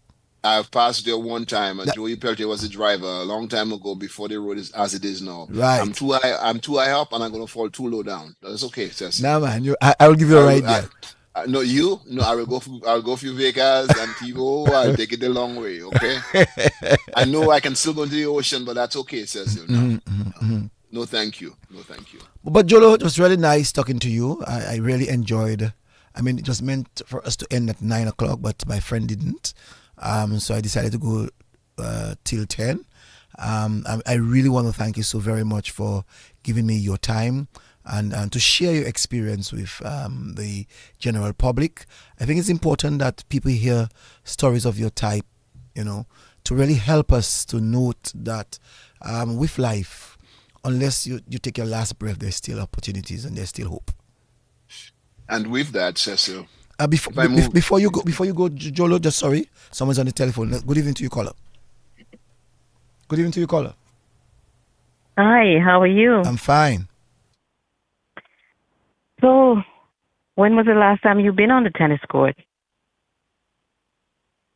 The last time I was on the tennis court was Friday. I play. Friday. I play every Friday. Oh, I thought this was Cecil. Sorry. Oh no! Hello. You're asking me when I went to the tennis court? Cecil don't play tennis. No, I. Yes, he does. I haven't been on the tennis court. I haven't been on the tennis court for the year. To be quite honest with you. Oh, Cecil, you play tennis? Yes, I do. Well, then I'm coming. My plan is to come back in November. We need to play then. For Right. money, though. Yeah. For money. For money. I want to get some of that I'll DBS money take I'll you take have. some I'll take some Okay. of that money of yours. I can guarantee that. Okay. Okay. Okay. Yes, caller, go ahead. Congratulations on a wonderful show. I love the format. Anyway, I want to ask your guest what recommendations would he give to attract kids to a sport, to play any sport? Because Well, they're so into their electronic devices these days that they hardly do any movement. They hardly go out and play. You don't see kids on the street playing or anything. So what would you recommend? Well, somebody buy the electronics for them, right? Mm-hmm. So whoever buys the electronics for them, I'm not saying do not continue to stop purchasing the electronics for them, but physical activity is very important for mental and emotional growth. So we have to find ways to expose them to as many of the sports as possible. Don't push them into any one, especially if they're young. And hopefully over time, the variety that we expose them to, they would gravitate towards one. What happens sometimes, I think, because let's say, for example, I played soccer. I want to force feed my son to soccer instead of exposing him to sports and the benefits he can derive from sports. And he might not like it. But if I expose him to a variety, we increase the odds that at least one of them they might like. And that's that we have to just find what they like. But we would not know if we do not nudge them, encourage them, expose them to it. But today is the environment we live in. Everybody, it's easier, so much more comfortable staying in the air condition. Well, Dominica, we don't have too much air condition, but staying inside. Back in the day, when mom cleans the house, mom your mother, they tell you go outside, go and play, don't come and dirty my house. But things are different now. So let us have conversations with our kids and sell them on the value of participating in sports and expose them to a wider variety of sporting activities as possible, with the hope that at least one of them will stick. If none sticks, it's not on you, and don't blame yourself for it. But you've done your due diligence by exposing them, giving them an opportunity to fall in love with physical activity. Okay. That makes sense? Thank Makes you. sense Great. to you? Yes, it does. It does. Okay. Cool. Thank you. You're welcome. Thanks. Bye. And thank you for calling. I really appreciate your calling, caller. So yes, John Loblack, your last words.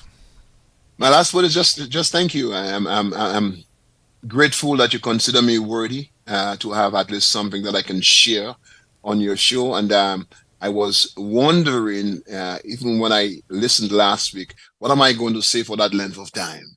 I was trying to figure out what are we going to talk about in that length of time, but the time has come and the time has gone. So just thank you so very much. And I really want to thank Snapper for sharing what he shared with me. I wasn't expecting that. So just thank you so much for all those who listened. Hopefully we shared at least one thing that led you to reflect on whence you came, where you came from, and appreciate that who you are today has everything to do with where you came from, good, bad, or indifferent. Understand though, good, bad, or indifferent is a judgment that you're casting on it. Wait not for those that you had in your life, you had in your circle.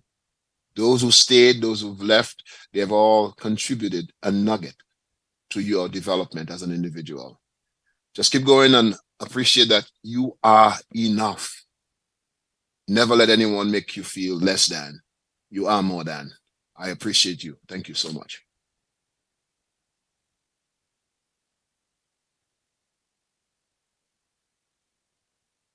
I'm not hearing you though, Cecil.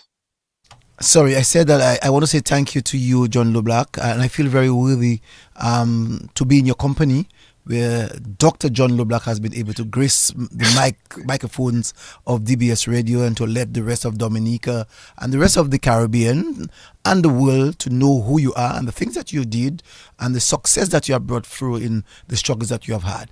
I really want to say thank you, sir, and I hope that someday again we can have another conversation of that nature.